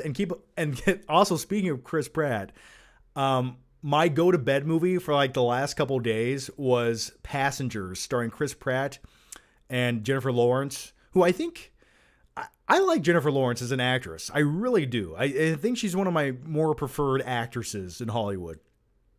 But anyway, Passengers as a movie, I think it's fine. I really do. But the original concept for Passengers was so much more dark and visceral and entertaining. And the twist of Chris Pratt's character actually waking up Jennifer Lawrence's character from what is it called?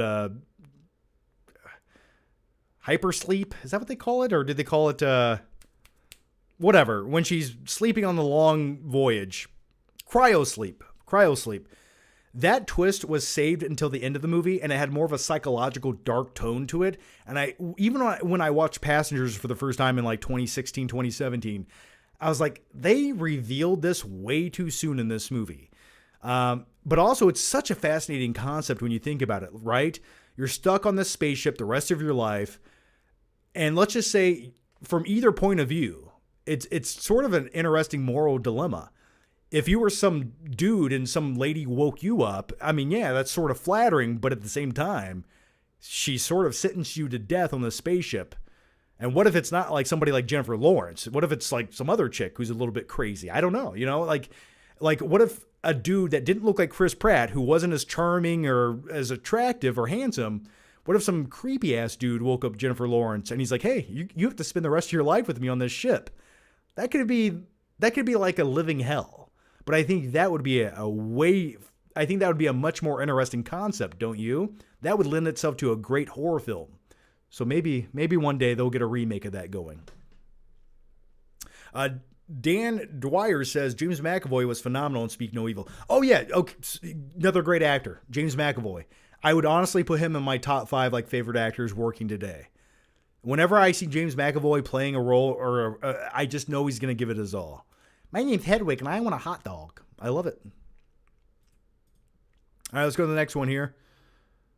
The next one comes from Aaron Papart, who says, hey, John, I'm a photographer, and I did a photo shoot with my friend's new boyfriend. He is full of shit and lied to me about choreographing and dancing in a Cannon's music video. How do I tell my friend he's a liar without her getting defensive?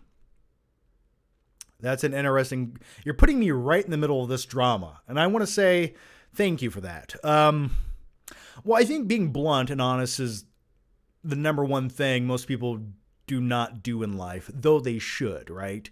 If the truth hurts you, then maybe you're too sensitive, but the truth is always going to be the truth, right? So here's what I would do. I would say, hey, next time you're with both of them, say, hey man, let's watch that music video that you're in. I got YouTube right here. You want to check it out? Or did you say he was in it? Oh, choreographing. Oh, he choreographed it. I don't know. Is he listed on the credits anywhere? I don't know. Ask him for a credential. I don't know. Just tell them. I don't know. Just call him out. Say, stop lying, you piece of shit. Trevor Wynn says, Mission Impossible Fallout or Casino Royale? Oh, man. I think Casino Royale is the clear victor of this. Now, that's a great question for you guys, and please let me know. Pick one. Mission Impossible Fallout, Casino Royale. Pick one down below. I'm going to go with Casino Royale. I think the performances are way more nuanced. I think the action scenes are all they all stand out. They're you get a lot of variety, but also I think the story itself, the actual plot and the narrative is far stronger than Fallout. Also, Daniel Craig as James Bond in that film was just top notch. Now, hear me out for a second though. Fallout is probably maybe my favorite Mission Impossible movie. I think it goes bigger. I like the tone of it. I like the look of it. I think Christopher McQuarrie, I think it's his best Mission Impossible movie, with the newest one included. And also the stunts in Fallout are top-notch as well, man. You got skydiving. You have Henry Cavill, the bathroom fight scene. Tom Cruise doing suicide dives with helicopters. It's a great action movie. It really is. But I have to go with Casino Royale. I think I do. I liked the opening sequence in it where you have the parkour scene, the foot chase scene. You have the airport sequence. And also the thing I like about Casino Royale is I like when the movie slows down and you get more of a psychological sort of approach to it when they're playing poker.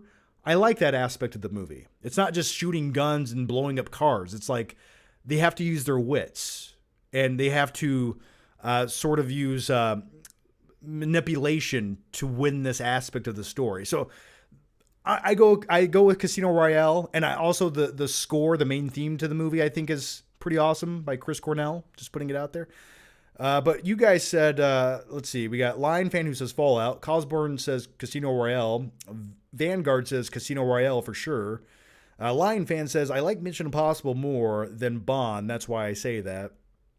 There's definitely some more movies. There's some movies in the Mission Impossible. I would say, if you would have picked any other movie with Daniel Craig in it, I probably would have picked Fallout.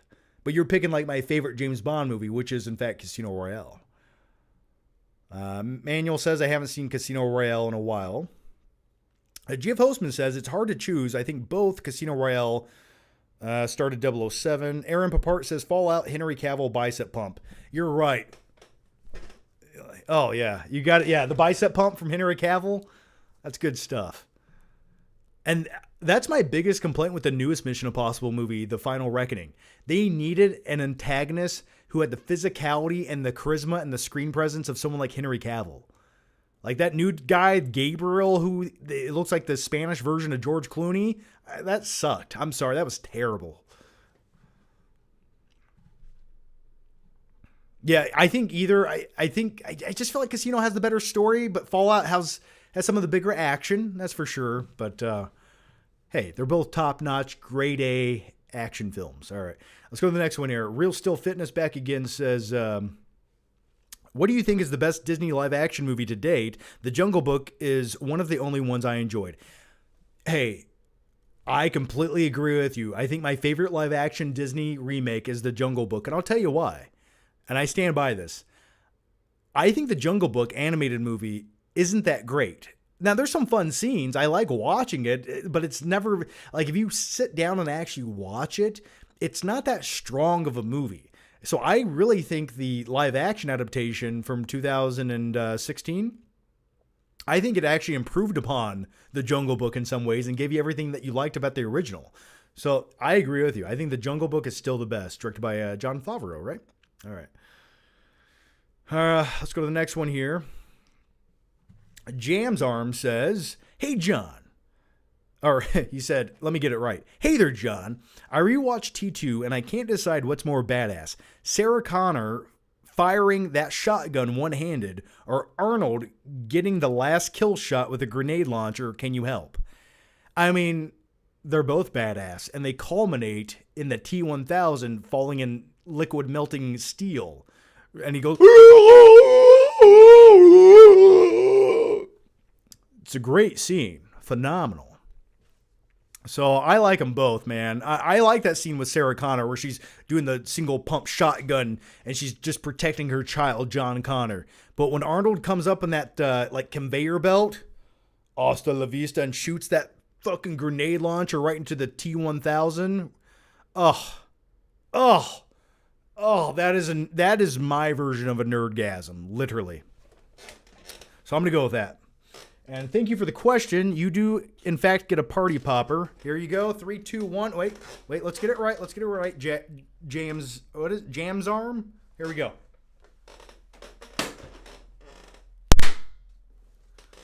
There you go, man. All right. I love cleaning up all this shit when we're done with the live streams. But that's what my Ryobi vacuum is for. Okay, let's go to the next one here. The next one comes from the movie guy. How's it going? Hey, John, what are your thoughts on Welcome to Derry trailer? I'm not sure how I feel about it. The trailer didn't make the movie seem any different from the 2017 film. Excuse me.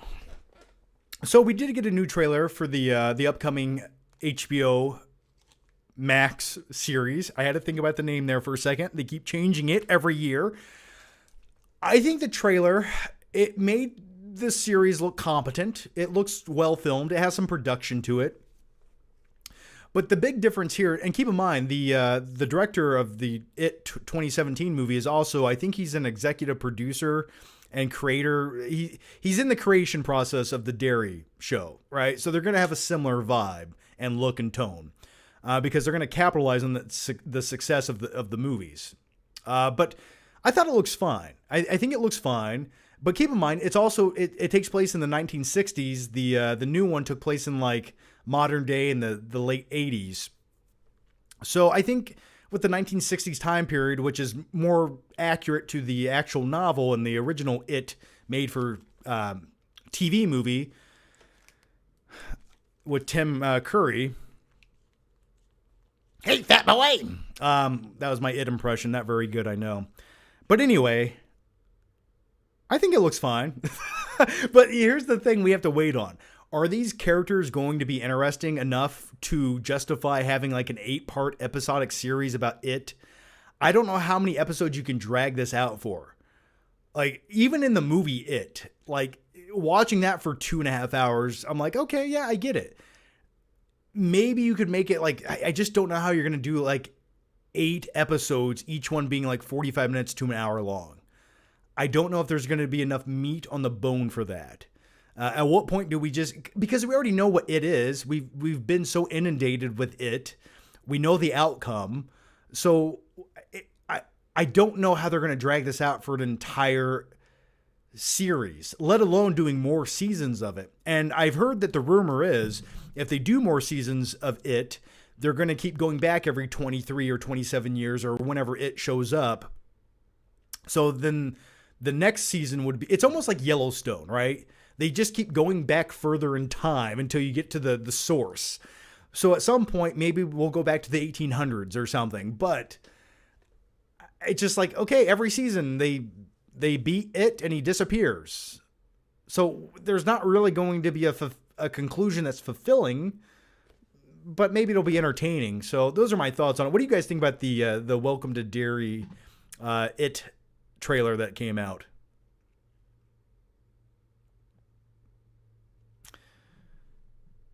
Okay, let's go to the next one here. The next one comes from... did I give you a Party Popper movie guy? Did I give you a Party Popper? Okay, so I have one more Party Popper left. I have to get more Party Poppers. So the movie guy, here's your Party Popper. 3, 2, 1, Party Popper. There you go.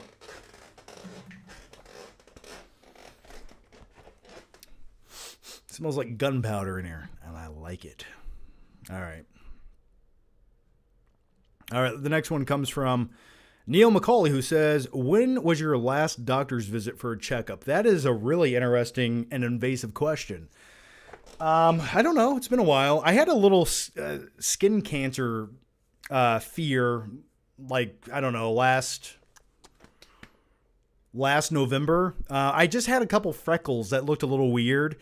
And it was nothing serious, but I did have them removed. But getting something like that removed is like pretty invasive, to be honest with you, because they take out a chunk of like your thigh or leg or whatever it is, even for like a small freckle. So I will not be going to the tanning bed ever again. I'll tell you that.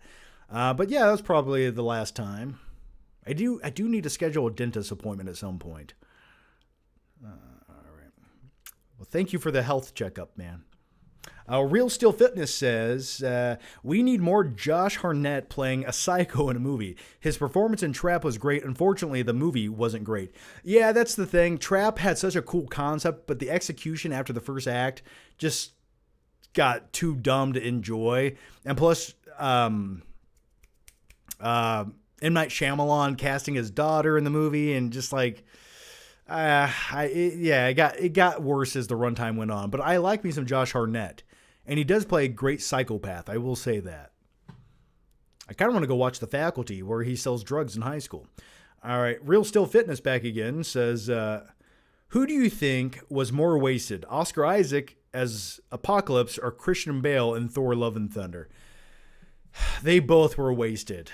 Both, and the way that they presented both characters, these big antagonists of these comic book stories. You have Apocalypse, who's like the big badass of the X-Men universe. And that's what you do with him. You make him look like Ivan Ooze from the Power Rangers. He looks like he's 5'10" and all purple looking. Ugh, it was terrible. And then you had Christian Bale in Thor: Love and Thunder, and his character I wasn't as familiar with, so I didn't really care about. But you wasted Christian Bale. Like, you gave him like 2 good scenes in what I would consider otherwise a mess of a movie. So I would probably say, I really don't think there was any hope for Thor: Love and Thunder, to be honest. No matter how good his performance was, so he was wasted absolutely in that movie. But also, I think the entire character of Apocalypse was wasted in X-Men. So I'd probably think I'm gonna go with I'm gonna go with Oscar Isaac's role as Apocalypse because I had more hope and anticipation for that, and I did not like the execution so much. The Cali Kid says, "What are your thoughts on the Kinks? My favorite band of all time. Sunny Afternoon is the greatest song ever." The Kinks. Let's look up the Kinks here. Oh, okay. When it comes to classic rock or music, dude, like I know the songs, but the names, I have a disconnect in my brain. Oh, you really got me. You really got me now. Yeah, okay. Yeah, some feel good music. Sunny Afternoon, Lola. Oh man, yeah, classics all day. But here's the thing.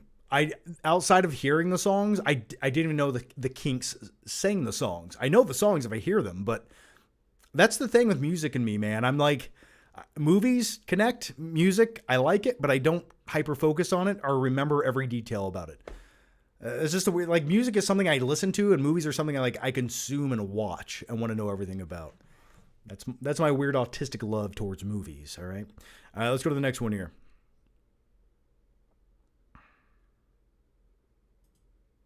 1901 says, "I'm late to this, but if Avengers Doomsday..." 1901, you're never late. You're always on time when you should be.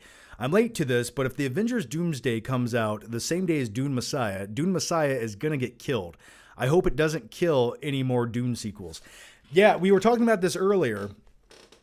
And the thing is, I feel like Dune, if they want to capitalize and make as much box office money as they possibly can, I think Dune has to move dates. They just do. Sorry, but I know you don't want to play... Like, this is a game of chicken. And I hate to say it, Dune Messiah is going to ultimately lose that game. So I think they should move up their release date maybe a week ahead of time. And I agree with you. And I want the movie to do well. I want it to do very well at the box office. That way we keep getting more movies like this. But going head to head with Avengers Doomsday, you're just shooting yourself in the foot. It's like, oh, do you want an extra $20 million or not? Like, why? So what do you guys think about that? That's my question for you guys watching right now. Should Dune Messiah move release dates so they don't have to compete with Avengers Doomsday? Let me know. All right, the next one comes from the movie guy who says, "What movie do you think needs a sequel? Better but never got one? Dread, Alita Battle Angel, Prince of Persia, Hansel and Gretel immediately come to mind." You know what? Almost the only one that comes to mind out of that list for me is Dread. Alita Battle Angel was fine to watch like once or twice. I don't think it was that great of a movie.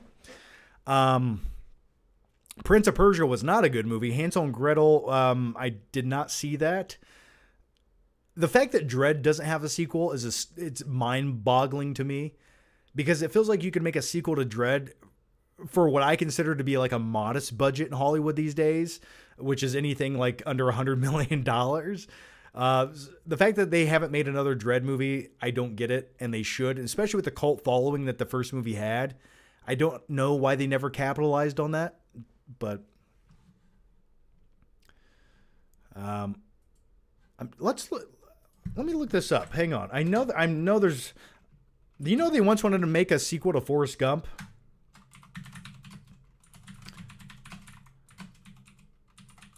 And the thing that I think stopped it from happening or sort of delayed it or put it off course was, I think 9/11 happened. And there was something with that caused the delay. Let's see. Movies that never got a sequel. Well, Zootopia's getting a sequel. What is that? Oh, Roger Rabbit would be one of them. Someone on this list put Amazing Spider-Man 2.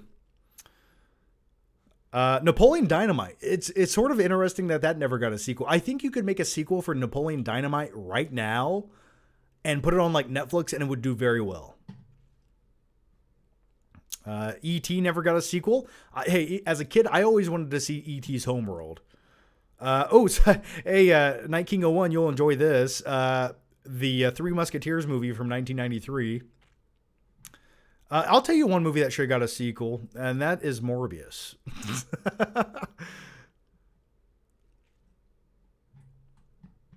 Okay, let's see what you guys said. I'm pretty sure they'll release it 2 weeks earlier. Yeah, that's my assumption as well. Why not just release it in early December? Why not? Why would you not do that?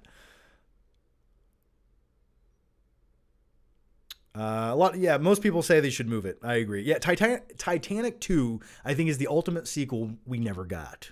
Jack is back, and he's thawed out and ready for love once again. That's what I would do. Wayne's World 3, yeah, man, for sure. But then Mike Myers got more into the Austin Powers movies. Superbad. Superbad could definitely be a sequel. You could even make Superbad Part 2 right now. Just have adult versions of both characters hanging out. Boom. Boom. Make it. Another Hulk movie? Yeah, absolutely. The sequel to E.T. is the ride at Universal Studios. I was actually going to say that, and that was my favorite thing. One of my favorite rides at Universal Studios is the classic E.T. ride from 1983 or 4 or whatever. It is such a nice throwback vintage ride that uses practical effects. There's not just digital screens. You're actually on the little bicycle with the ET in there, and he's like an animatronic that pops up, flying over miniature cities. It's awesome. So it is sort of like a sequel to ET, where you actually do in fact go to ET's home planet for a couple seconds throughout the ride. So I do agree with you. And also the ET ride at Universal Studios has one of the best waiting queues of any ride I've ever been on. You're going through like the forest. It's foggy and you have these huge trees, but it's all indoors. It's awesome. All right, the next one comes from Bitch Boy, who says, "Great name." That was originally what my first idea for this channel name was going to be. I'd buy Mindhunter season 1 and 2. I would too, but I'd much rather have season 3. Come on, Netflix. We're season 3 of Mindhunter. I know you're never going to do it, but I want it. Okay, the next one comes from Aaron Papart, who says,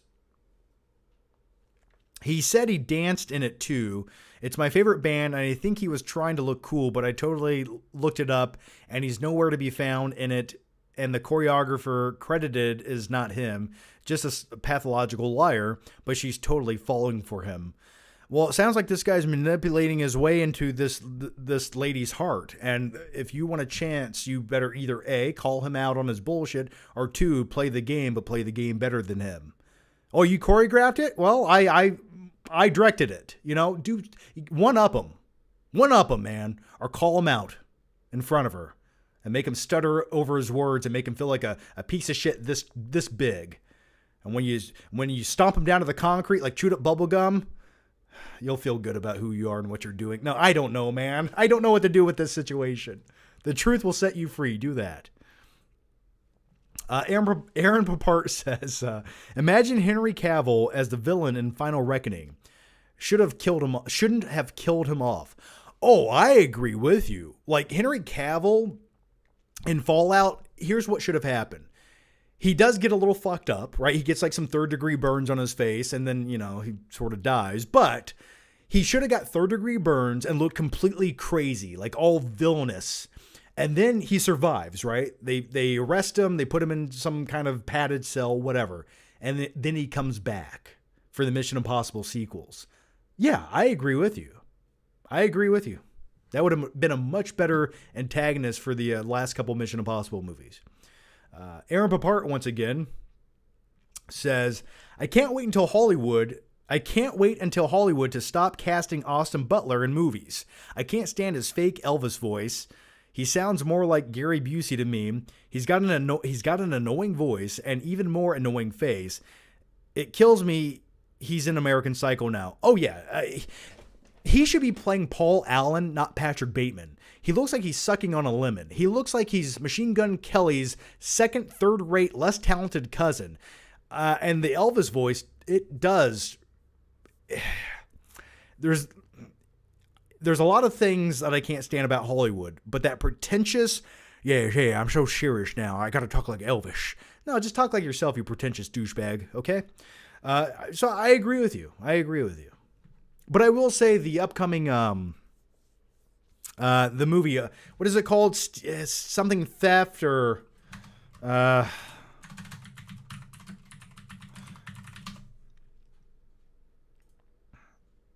what is the new Austin Butler movie called? It's directed by Darren Aronofsky. Oh, God. Okay. Caught Stealing. That's the new movie. The trailer looked...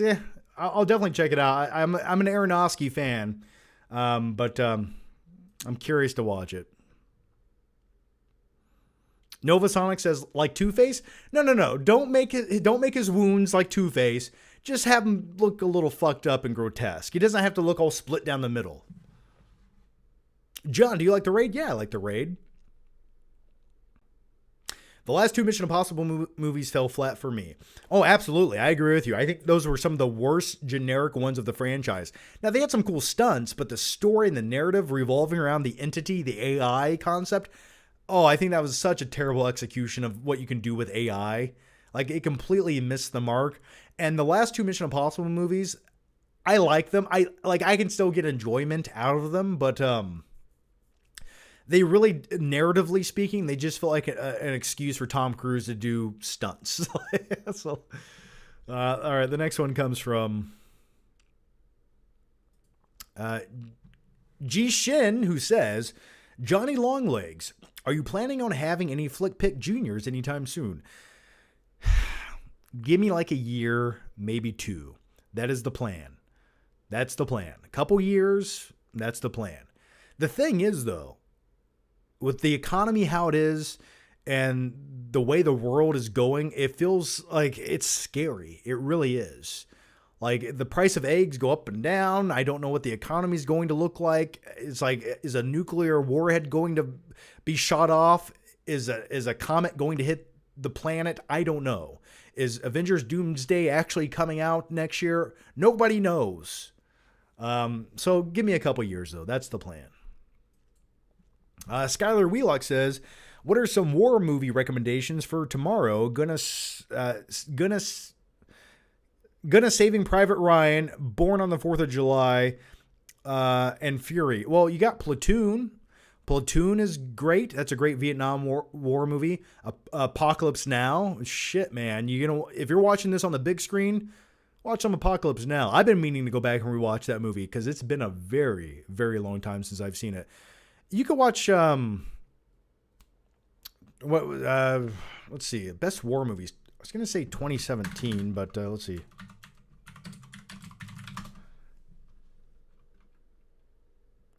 Or 2019. What am I saying right now? I don't know what I'm saying. Best war movies. There's probably a lot I'm not thinking of here. Oh, Full Metal Jacket, though I do just say watch the first act. 1917. What was I saying? Was I saying 2017? Oh my God, I'm dyslexic today. 1917 would be a fun war movie to watch. Dunkirk. Hey, Dunkirk would be fun time. Though it's one of the least rewatchable Nolan movies for me, though. Hacksaw Ridge, I have not seen that. Black Hawk Down would be a good time. Let's see. What else do we got here? Oh, Inglourious Bastards. That would be my pick if I was going to watch a war movie. Maybe not historically accurate, but still, nevertheless, very entertaining. If you're now listen, technically speaking, oh, Patty Boy says Warfare is great. Yeah, Warfare is a great movie. It's probably going to make my top 10 list of this year. Phenomenal movie. It puts you right in the action. It's simplistic. It's brutal. It's loud. The sound design is like, it makes your ears ring like you're actually there in the action. Intense movie. A lot of people are saying Glory with Matthew Broderick. I've never sat down and watched the entire movie. But here's my recommendation for you. Now, technically speaking, you're saying war movies, and we're thinking of 19th century war movies, right? That's what our brains are going to, or 20th century war movies. Let's go a little further back with this. And technically speaking, the movie Troy, starring Brad Pitt, is a war movie. Two conflicting sides, they have battle sequences, they fight. That is a war movie. So if you're going to watch a war movie and you want an epic, watch some Troy, man. Like, that is a war movie. And you want some brutality? It gives it to you. And watch the director's cut of that shit. Way better. The movie guy says The Thin Red Line. You know what's funny? I've never sat down and watched The Thin Red Line. And I have been meaning to for 10 years. I know it has Nick Nolte in it. I know it has some really great performances. I have been meaning to watch that movie forever. I just have not. Oh, Kingdom of Heaven director's cut. Yeah, there's another war movie for you. Definitely an underrated movie. Let's go to the next one here. The next one comes from Aaron Papart, who says, here's my Hollywood pitch. Dodgeball sequel. It's an ESPN, the Oko special event where it's the average Joes with the help of Ben Stiller going against the Milwaukee Bears from basketball. You're excited. Feel these nipples. Holy shit. Okay, I think that could be a good Netflix movie, maybe. It could work. I could see Ben Stiller becoming a good guy in that movie. Sure. Sounds good to me.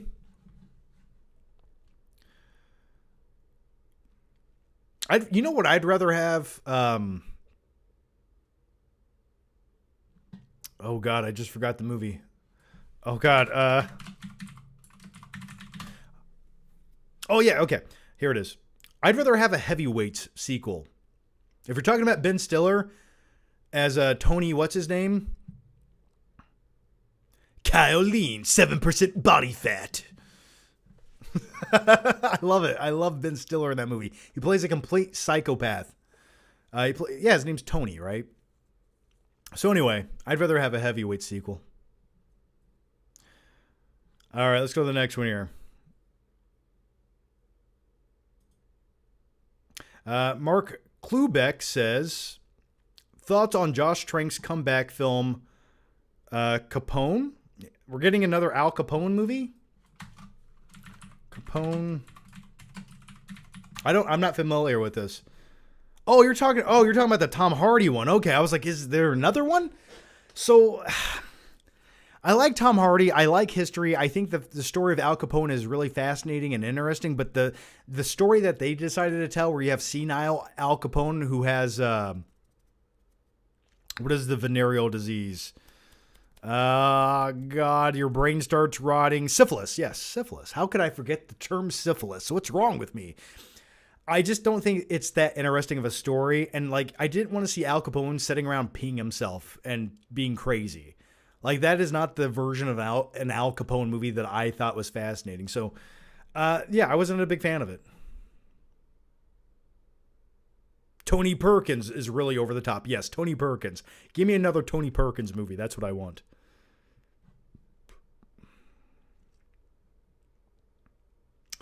Okay, Non-Fat Matt says, last live show you hyped up Culver's, talking about how fresh the food is. And then I went on to say you had a Culver's burger in the fridge. Doesn't that defeat the idea of it being fresh? And also, how do you reheat a burger? It still tastes good. Well, here's the thing, okay? It's never going to taste as good, but you can heat up a burger in the air fryer or the microwave. And it does have a weird kind of clamminess to it if you do heat up things in the microwave. But you have to do what you have to do sometimes in life, right? But I think my point is, the food is fresh, so I know the people making it care about the food that they're making. It's not some slop-ass fast food where you had some kid using a mop bucket, and then he takes his bare hands and starts making your McDouble with it, and then sneezes on it, and it sits around under a heat lamp for 7 hours, and then they throw it at you in your car, and you're eating some slop dog food. No. Culver's makes this shit fresh. So I know it's made nice and clean, and they probably wore latex gloves when they put my food together. So I trust it more. It's freshly made. And then by the time I get home with it and put it in the fridge, it's safe. I know it's going to be a nice, pure experience once I do heat it up. So is it going to be as good as eating it fresh off the grill? No. But that's what I meant by trusting Culver's. I know it was made with love. So when I reheat it in my microwave, there's still some of that love that exists. That's what I meant by that. Okay.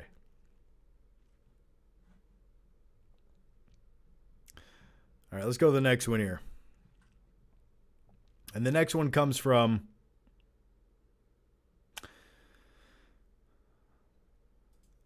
but thanks for the question, Non-Fat Matt, who's back again with another question, who says, as a fellow Kirkland King, that means Costco, and a frozen pizza lover, have you had the Kirkland cauliflower crust frozen pizza? Oh, I ate that shit straight for 2 years. Here it goes, though. I promise it's one of the best frozen pizzas out there, and you can't even tell the crust is made out of cauliflower. You got to add it to your next Costco run. Man, Non-Fat Matt, I've had that many of times, and for a long time, I was just eating cauliflower crust pizza because I had less carbs, and also I might have a slight intolerance to gluten, so when I eat too much bread, I get a little rashy. Call me crazy, I know. But I was eating that often. The thing is, I could taste the cauliflower crust. I could taste it. I don't think it was bad, but I could taste the hint of it. But yeah, I used to get that all the time. I just went back to normal frozen pizzas. I get like California pizza kitchen pizzas, like the barbecue chicken. Or sometimes I'm feeling extra trashy and I get the Tombstone pizza. Tastes like cardboard, but it's great. Okay, the next one comes from the movie guy. Once again, and thank you so much, man, for the questions. Have you seen Unhinged, the Russell Crowe acting like a maniac movie? I found that movie hilarious. I'm sorry, but I don't think you know what a really bad day is, but you'll effing love it. I have never sat down and watched Unhinged. I think I started watching it on streaming one night. And I know the entire concept. I know basically it's a road rage movie and he loses his shit. And I get it. I could probably relate to the movie more than I'd like to admit. But I've never sat down and watched it. So at one point, maybe I will. I just have not gotten around to it. It's just like, at what point do you just let it go, man? And thank you so much for the question. I don't have any more party poppers, but... I'm all out of party poppers, man, but thank you for the question. Thank you so much. Here, you get a Jaws popcorn mouth talk. Thanks, movie man. Here, let me take a piece of this popcorn in here. By the way, quick little backstory on the popcorn I made in this Jaws popcorn bucket is this is the only microwavable popcorn we had in our pantry, and it's been in there for probably like 3 years because we make like fresh popcorn. We buy like special packs of it. You can make in the actual popcorn machine. It just tastes way better. You mix the salt, the butter together. Oh, it's so good. So this is some old ass popcorn, right? And I think it's expired. And keep in mind, I made this like 2 days ago to put in this popcorn bucket just as a visual representation of what you could do with this popcorn bucket. But with all that said, I feel like popcorn just like almost never goes stale. Like, yeah, it doesn't taste as good. It sort of tastes like salty cardboard, but man, it's good. All right. The next one comes from, let's see, I'm reading the norm. I'll take a few more questions here. Let's see. God, you guys are killing it. Okay. And by the way, if you guys are YouTube members, please chime in right now. I'd like to hear from you guys. Or if you guys have any other questions for the normal chat, now's the time to chime in, and I'll start going rapid fire mode. So yeah, so for like the next 60 seconds, get all of your questions in, and that'll conclude how many questions I can keep blabbering on about for this live show. Because we have been talking for what, 7:30, 8:39? It's been almost 2 hours. So And usually after 2 hours, my brain turns into pudding and starts leaking out of my ear. Okay, here it goes.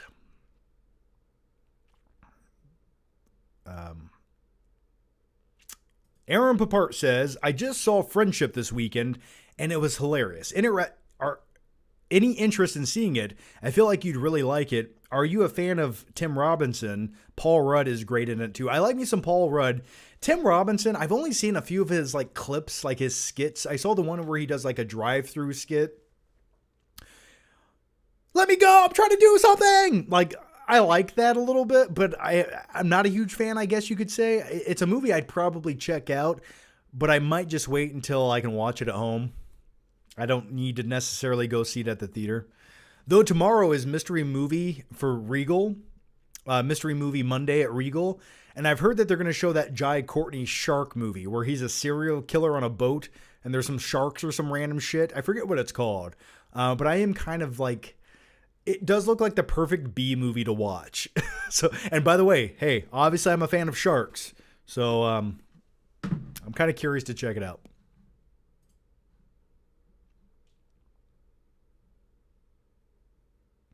Wiego says 3C is looking at your stream right now. 3C's always watching me. I know he's always watching my videos. Usually there's a bottle of baby oil sitting beside him when he is, but hey man, how's it going? How's it going, 3C?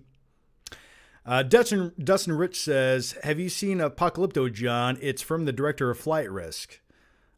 Yeah. That's funny. Yeah. I like the way you phrased that. That was comedically perfect, and I hope you meant it. Yeah, Apocalypto is probably one of my favorite movies of all time, and one of the most underrated movies no one talks about. But also, Mel Gibson went on to direct Flight Risk. Why was that the movie he wanted to direct? I don't know.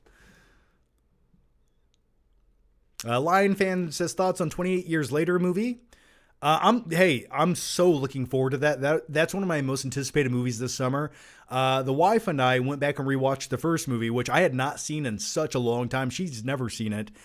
And the fact that it was shot on early digital video tapes, so it looks kind of shitty, but I liked it. It gave it like a certain flavor and aesthetic.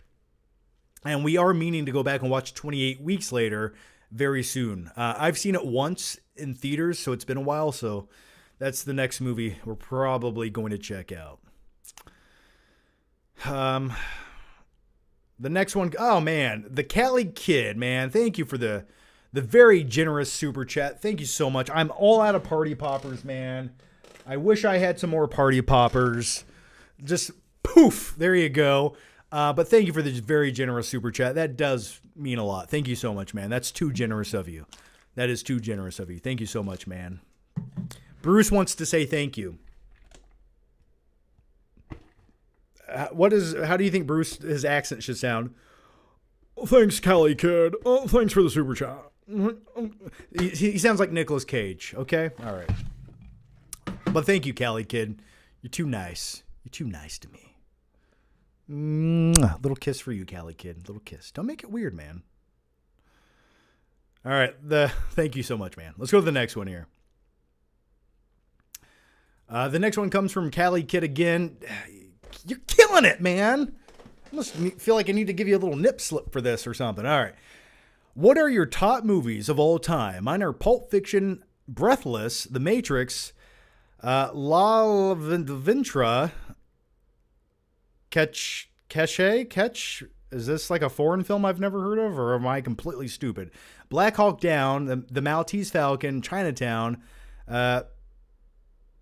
Papillon, and hang on, chat, the Sand Peoples. Okay, I have not seen half of those movies, and now I kind of want to check into them. But my favorite movies of all time, if I had to pick some movies off the top of my head, I'd probably go with, man. Now, Pulp Fiction could be one of them. The Matrix I like, but not one of my top of all time. For me, it's always going to be like Forrest Gump. I would throw in Silence of the Lambs, T2 Judgment Day. What else can I throw in this top 5 list? Point Break has always had a special place in my heart. I know a lot of people would probably be like Point Break, but I could defend that movie all day. Nightcrawler was one of my favorite movies of all time. I don't know if it's my favorite. I don't know if it's my favorite movie of all time, but it's still my top 10. Nightcrawler is. Back to the Future could probably make an argument to be in my top 5 movies of all time. So I think those would probably more or less be my top 5. But then I could Shawshank Redemption is genuinely one of my favorite movies of all time. But when you extend the list into a top 10, top 20, okay, there's a lot more here. And Pulp Fiction might just be in there. Though I think I secretly might enjoy Django Unchained maybe more. I think I've rewatched Django Unchained more than Pulp Fiction, which is kind of weird, I know, but Dan Dwyer says your pronunciation could use a little work. Oh, absolutely. If I'm saying foreign film titles, I don't expect it to come out right, man. All right. The next one comes from, and thanks for the questions, Cali Kid. Thanks so much, man. American Psycho is in probably my top 15. Sal says, since you don't have party poppers, you should make a flick trip video of you going to get them. I don't know how intriguing of a flick trip video that would be, but it would be me in Walmart. Well, then again, fuck, that's half of what my flick trip videos were. Just me in Walmart. Maybe I can do something like that. I do want to do more flick trip videos, but I also want to make some more mini flick trip vlogs and for members of the channel.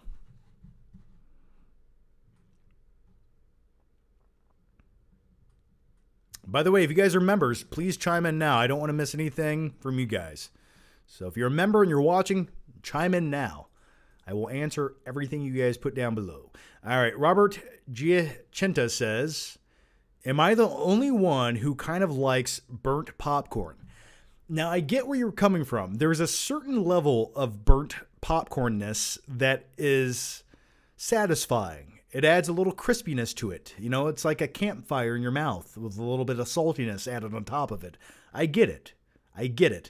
But then you can slightly overburn popcorn where it just completely ruins it and contaminates the entire batch. But also, I'm a weirdo. When it comes to popcorn, I like very little butter on my popcorn. Don't add extra butter, especially at the theater. I don't get extra liquefied butter. And that's coming from a dude who used to work at the movie theater. That shit ain't butter. That's chemical trans fat mixed with carcinogens that will just clog you up and make you shit liquid for the next 3 days, okay? It'll ruin your life. I don't do it. But I like a lot of extra salt on my popcorn to the point where most people would be disgusted with it. I love it. Saltier the better of my popcorn. Oh, God. Give me a reason to chug that 5-gallon overpriced Coca-Cola I bought at the theater. That's what I want. But I get what you're saying, though. Nova Sonic says, don't forget Ghostbusters. I like Ghostbusters, but it's not my top 10. It's not. I don't think Ghostbusters is in my top 20. I like Ghostbusters. It's just not in my top 20 of all time. All right. The next one comes from Robert Giacinta. We already answered that. Burnt popcorn. Okay. I think that wraps up all the questions there. Lion Fan says, it makes me feel weird, John. What makes you feel weird? Dave says, John, do you like the movie Whiplash? I love the movie Whiplash. Absolutely. The movie Whiplash, if you have not seen the Jonathan Majors movie, which it doesn't seem like anyone has, Magazine Dreams, there are some very similar concepts to the movie Whiplash in Magazine Dreams, especially one scene that feels like it was sort of copy and pasted, sort of. But I love Whiplash. And J.K. Simmons in Whiplash, that's my kind of movie character. I love asshole, blunt movie characters. Give a retard a calculator, he'll try to turn on the TV. Class, we have a squeaker.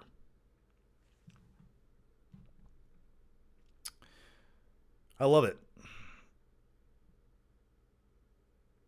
Lion Fan says, yeah, I'm done getting butter in my popcorn for now. Yeah, it kind of, and the popcorn and the theater butter, makes it all wet and soggy and sticky and gets all over your mouth and you're watching the movie.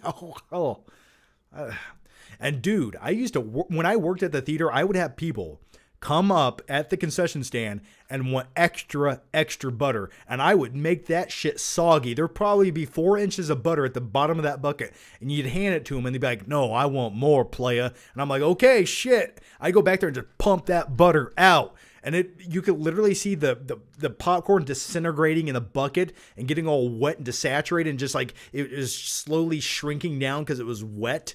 Oh, people love that shit though. Have you watched the new Fear Street movie? I have not. I don't think I've watched any of the Fear Street movies. I know there's like 4 of them. I have not watched them. Novasonic says, you know you want Shawshank Redemption. Yeah, it's in my top 10, yeah. I like Roger Rabbit, not my top 10. You play patty cake? Put him in the dip. Jessica Rabbit. As a kid, that did things for me.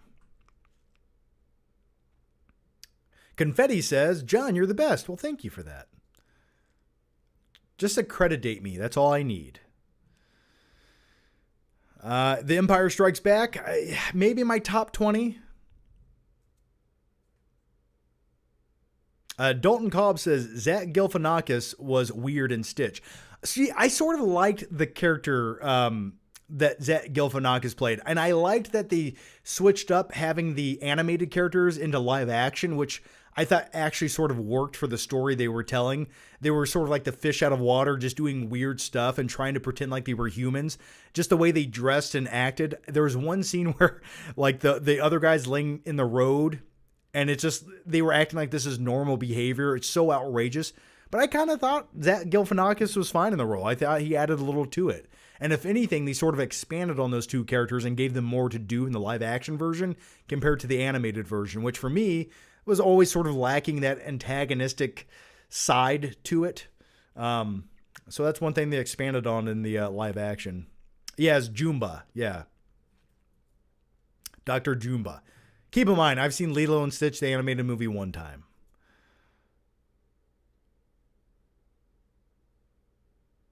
John, how do you feel about The Way of Water getting a re-release? I did not know it was getting a re-release. Who cares? But, you know, they want to capitalize on the movie and make some more money for the box office and inflate those numbers. But also, if you're coming out with a new Avatar movie this Avatar The Way of Fire comes out this December, right? That movie comes out like 6 months. We have not even gotten a trailer for it. Maybe we'll get some this summer. We'll probably get some trailers for it this summer going into like Fantastic Four or something like that. But yeah, the fact that it's getting a re-release, I won't watch it in the theater. I mean, I'll just watch it at home on my OLED TV, but you know, why not? Fire and Ash, right? Yes. Yeah, so yeah, it comes out. Isn't that weird that we are getting nothing from the new Avatar movie? Maybe they're just waiting until the last second. Maybe that's what they're doing, but it's just kind of weird. Like no teaser trailer, nothing. I don't know. GF Hostman says Avatar 3 needs to be like Civil War against their own Na'vi and not some old humans destroying the environment. Yeah, I agree. They need like an evil group of aliens on Pandora to make it intriguing at this point. And maybe this evil group of aliens can work side by side with the humans. And that would add a little more to the antagonistic approach that we haven't quite been getting. And maybe they can do that because they're still making 2 more movies after this one. So I don't know. I am getting tired of the environment shit. It's like, okay, we get it. Do something else here. I think the Avatar 3 trailer will debut with Superman. Well, that's a Warner Brothers property, but you're right, it could. But I think with Fantastic Four or the next big Marvel movie this summer, I think because it's owned by Disney, who owns Fox, and Fox is technically, you know, that's the Avatar, who produces the Avatar movies. But it's all Disney at this point. But I think we'll probably get it with the next big Marvel movie. I could see that happening. Broken Arrow impression? What does that mean?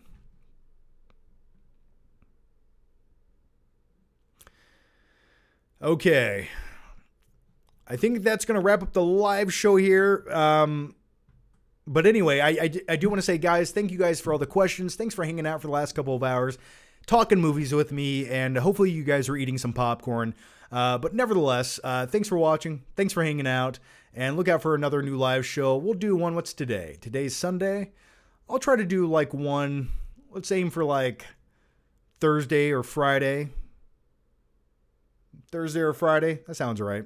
We got one more question here from Jokerface501 who says, yeah, I get hard watching Uma Thurman as Poison Ivy. Holy shit. But I know what you mean. Michelle Pfeiffer as Catwoman and the 1992 Batman Returns. Just, I need a kitty bath. Good stuff, you know, and it's always been solidified in my head and ingrained in my brain. So I get it, man. I get it. I mean, you could also, watching Arnold as Mr. Freeze could almost do things for you, you know? It's all subjective, isn't it? As always, guys, I think that's a safe place to wrap it up before we go too far. As always, thanks for watching. Have a great night. Thanks for hanging out, and I'll see you guys next time. Take care. Bye-bye.